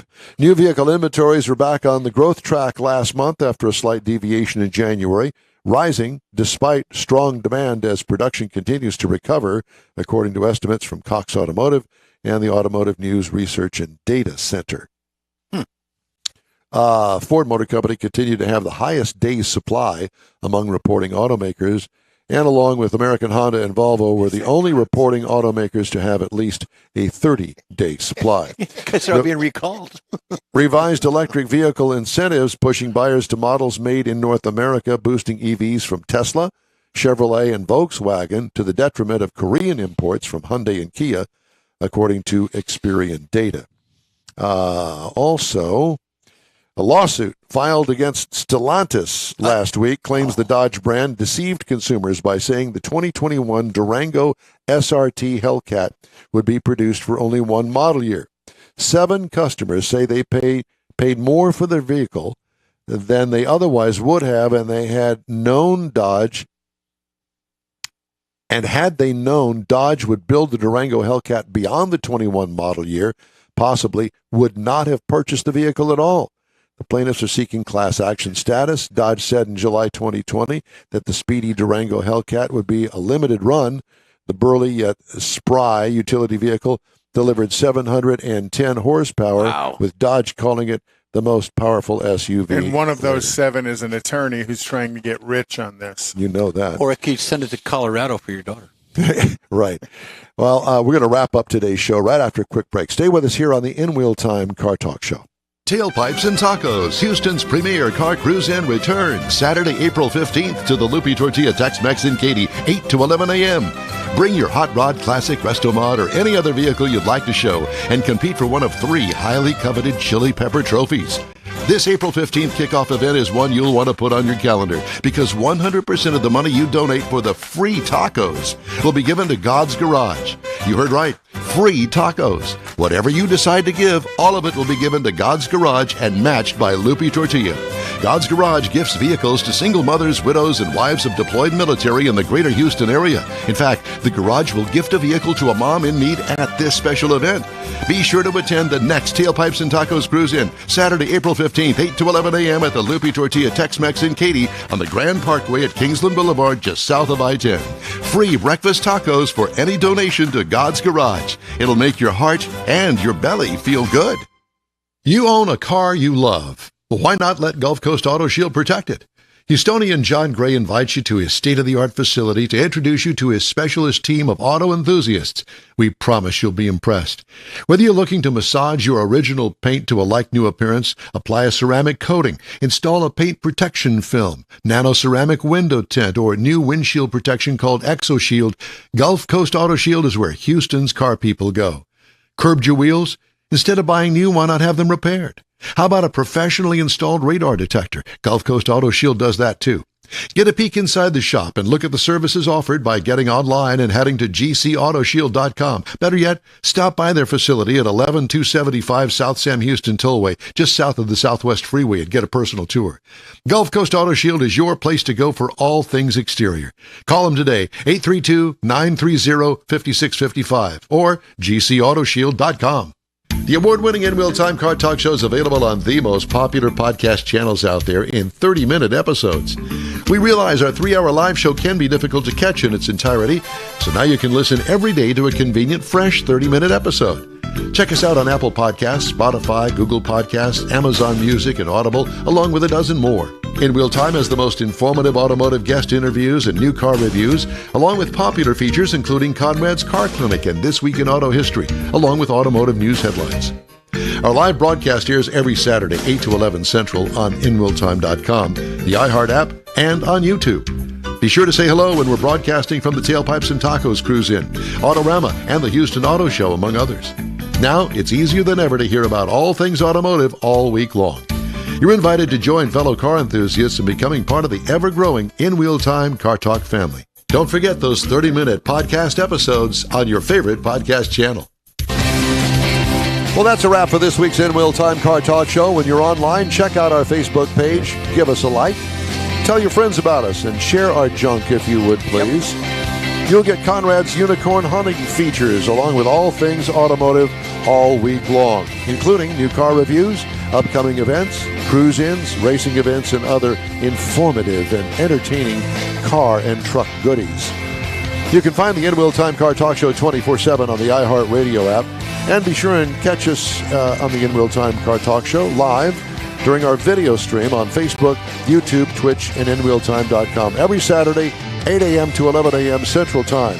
Daily 30-minute podcasts are available from over a dozen of the most popular podcast providers.